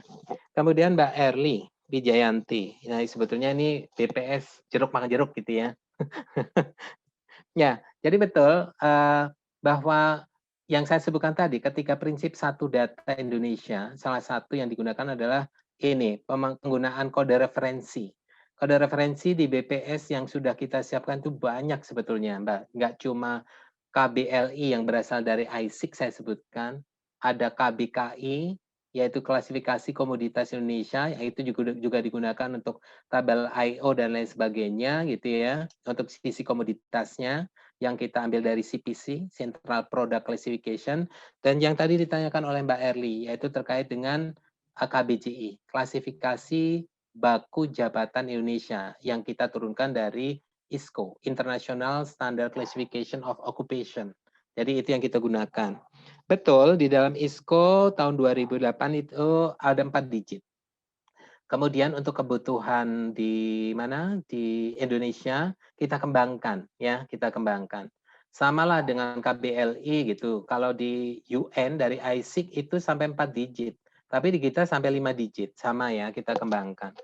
Karena memang di guidance-nya itu disebutkan bahwa klasifikasi yang dibangun standar di level internasional, silakan dilakukan penyesuaian untuk level regional maupun negara gitu. Contoh yang paling mudah, ketika di KBLI misalnya, transportasi darat kalau di ISIC itu hanya 2, yaitu train dan bus. Kalau di Indonesia, kita tahu selain train bus ada apa lagi? Ada ojek motor, ojek sepeda, dan lain sebagainya. Kalau itu jumlahnya sedikit, mungkin secara ekonomi nggak masalah. Tapi kita tahu ya banyak gitu ya. Sehingga kalau itu kita tidak kandangi, tidak kita buat raknya, maka share ekonomi di situ nanti bisa hilang. Sama halnya ketika bicara di KBJI ya. Di KBJI standarnya internasional itu 4 digit, tapi di Indonesia kita tambahkan menjadi 4 digit.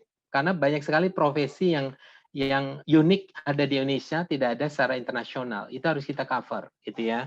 Nah, kemudian pertanyaan berikutnya, apakah pemanfaatannya itu hanya di bidang-bidang tertentu? Saat ini sebetulnya digunakan di semua aspek, Mbak Erli ya. Dari sisi industri, dari sisi jasa, semua itu sudah memakai. Makanya kalau misalnya teman-teman sempat melihat, memang ini kita saat ini akan menerbitkan di tahun 2021.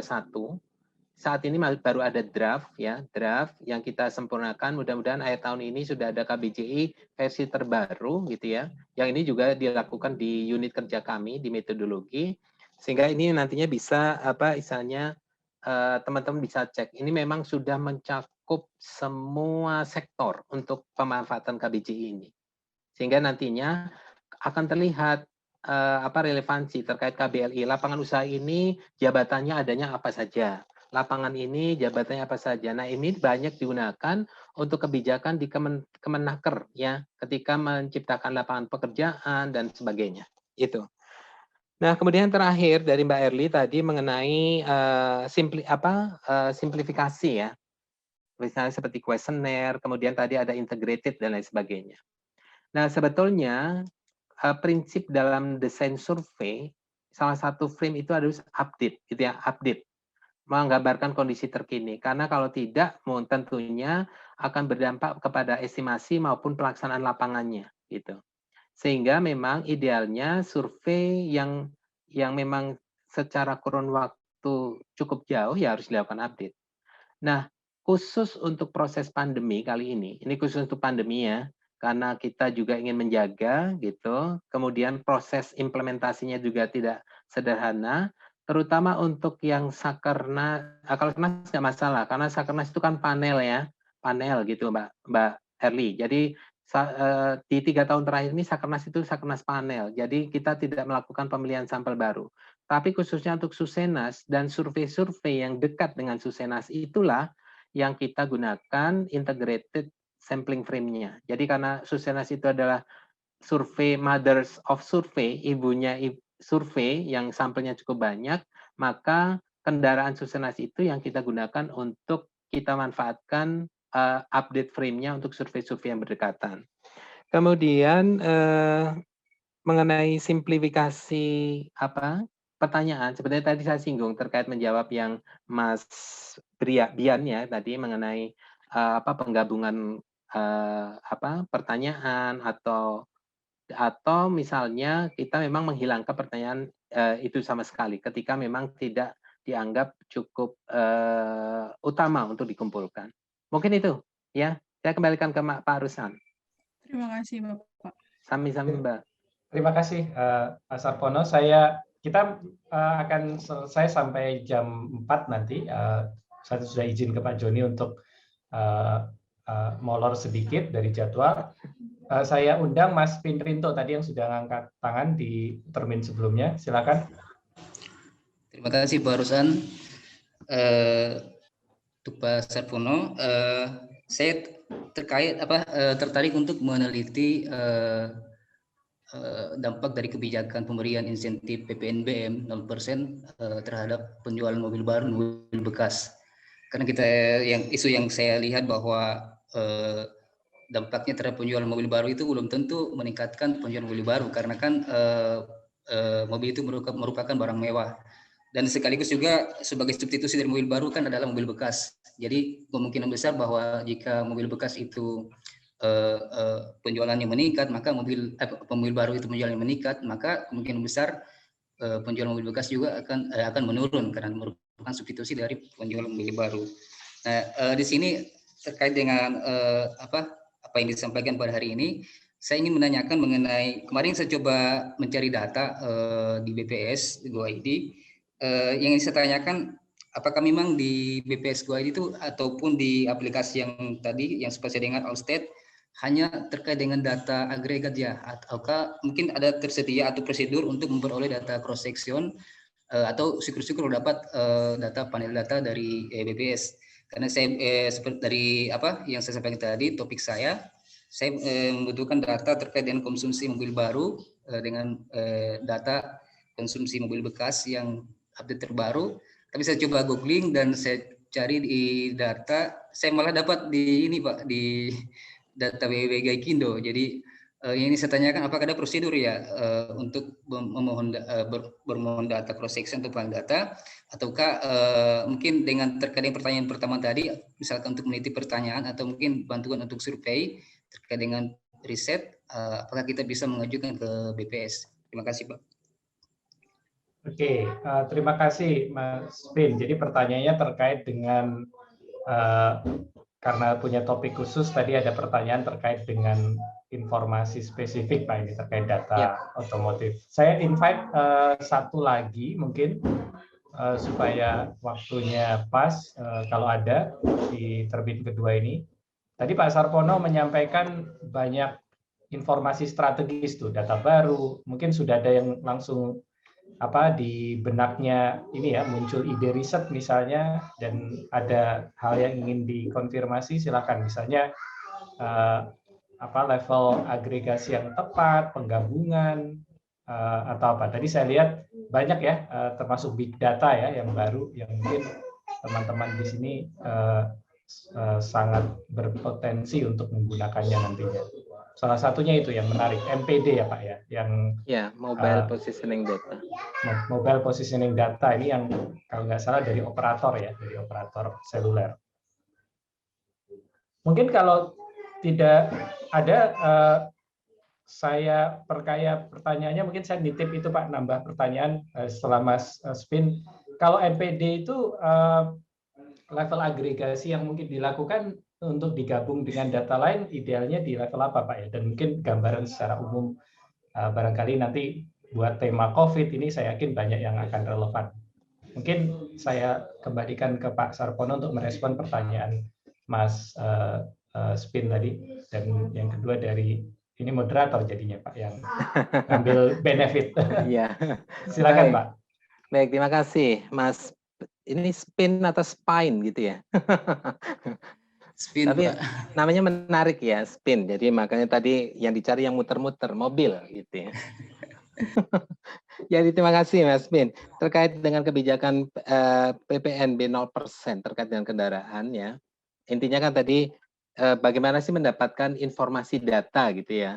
Sebetulnya tadi di awal saya sebutkan ya Mas Spin bahwa dalam sistem statistik nasional itu ada data dasar, data sektoral, dan data khusus gitu ya. Nah, sebagai informasi, memang BPS itu ada semacam rujukan statistik harusnya. Dalam sistem statistik nasional, semua data-data itu minimum metadatanya itu harus tersampaikan ke BPS. Jadi artinya apa? Ada satu catatan bahwa BPS itu bukan supermarket ya, artinya tidak semua data pasti ada di BPS. Itu yang harus dicatat oleh teman-teman ya. Tidak semua data ada di BPS, tapi mungkin dengan adanya rujukan statistik tersebut, BPS akan bisa menginformasikan data tersebut itu ada di mana. Jadi apalagi terkait dengan jumlah penjualan kendaraan, BPS sendiri selama ini juga tidak mengumpulkan data khusus terkait itu ya.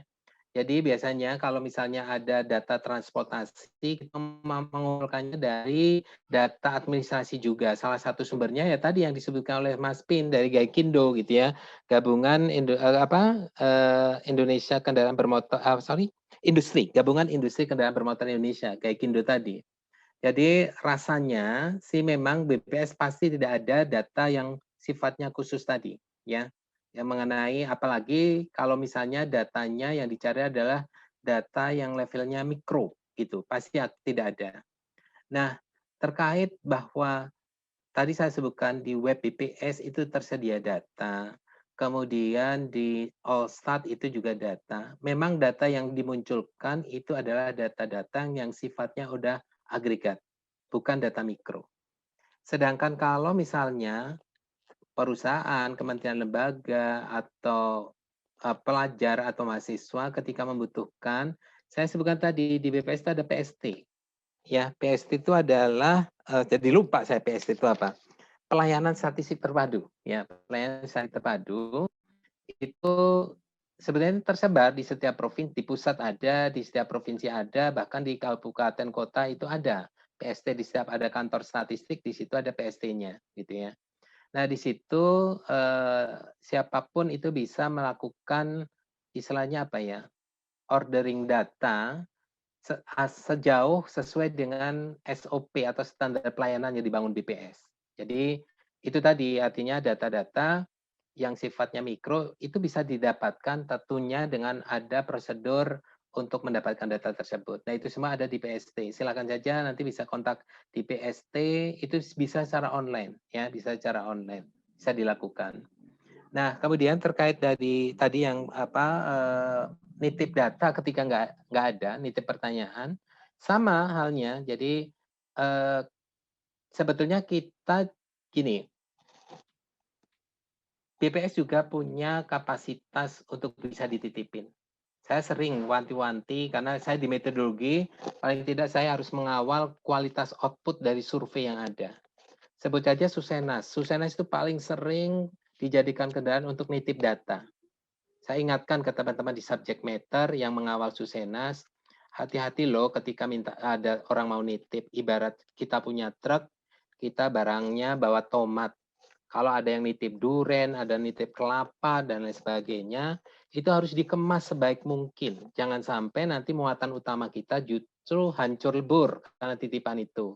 Sehingga memang ketika ada proses komunikasi, koordinasi akan melakukan, saya nitip data misalnya dari kementerian atau institusi, itu benar-benar kita diskusikan apa benefit maupun kerugiannya ketika itu ada gitu. Jadi karena gini, ketika menambah kuesioner otomatis menambah pertanyaan berarti kuesioner kita kan semakin tebal. Kalau semakin tebal berarti responden dibebani waktu untuk wawancara lebih lama. Ini timbul responden burden, resistensi yang terbentuk di responden. Ini ujung-ujungnya kualitas data. Ini yang sering kita lakukan. Bahkan kita di beberapa kesempatan sudah melakukan uji kualitas sejauh mana sih suatu kuesioner itu mampu ditanyakan ke responden. Jadi kembali pada prinsipnya silakan saja ketika akan melakukan nitip pertanyaan, tetapi ada semacam prosedurnya yang harus dilakukan. Dan memang nih Mas Pin, saya informasikan rasanya sampai sejauh ini nggak ada yang usulan dari perseorangan ya, tapi institusi gitu, sehingga clear tujuannya untuk apa dan lain sebagainya. Mungkin itu poinnya. Kemudian tadi yang tambahan ya, yang Pak Moderator MPD gitu ya. MPD, Mobile Positioning Data, sebetulnya itu adalah data yang sebelumnya itu adalah data sampah. Oleh provider, itu adalah data yang memenuhi server mereka. Karena misalnya, nih Pak Ruslan punya HP gitu ya, nomor itu kan tercatat nih di provider. HP-nya untuk mengakses apa, kemudian bergerak kemana saja gitu ya. Misalnya untuk update tertentu atau aksesnya misalnya masalah ekonomi saja itu terlihat, bisa kita datanya bisa kita kumpulkan gitu ya. Artinya ternyata dari data-data mobile phone yang kita dapatkan itu bisa kita trace nih. Jadi pergerakan yang selama ini dilakukan kita bisa dapatkan informasinya. Nah, sebetulnya ini luar biasa, big data ini kaya banget ya. Seperti informasi bahwa dari 270 juta penduduk Indonesia, itu hampir 80 sekian persen itu sudah memanfaatkan internet. Salah satunya melalui mobile phone. Apalagi dengan pandemi kemarin, banyak anak-anak sekolah yang sebelumnya nggak punya HP, dibelikan HP gitu ya. Ini bertambah, sehingga informasi ini menjadi luar biasa memang. Terkait kedalaman dan lain sebagainya, sebetulnya kalau misalnya, sebetulnya kedalamannya ini luar biasa sebetulnya kalau saya boleh terus terang ya. ketika sebut saja misalnya Pak Rusan tahu ya misalnya di RW-nya ada berapa orang sih yang nggak punya ya, yang nggak punya HP. Rata-rata setiap rumah tangga pasti ada HP. Ya. Sehingga dari situ akan terlihat bagaimana penyebarannya luar biasa di Indonesia, apalagi informasi tadi lebih dari 80% orang Indonesia itu mengakses internet melalui HP ya. Sehingga ini akan sangat informasi yang luar biasa, sehingga ini yang selama ini sudah kita jajakin. Banyak yang kita manfaatkan diantaranya untuk tourism gitu ya. Contohnya untuk tourism adalah turis yang masuk ke Indonesia itu kan tercatat di imigrasi gitu ya. Baik di bandara, pelabuhan ataupun itu tercatat udah aman. Tapi ketika di daerah perbatasan seperti di Papua dengan perbatasan Papua Nugini, Kalimantan Utara, Riau dengan Singapura dan lain sebagainya, ini banyak sekali pintu-pintu tikus yang tidak bisa dikontrol oleh imigrasi.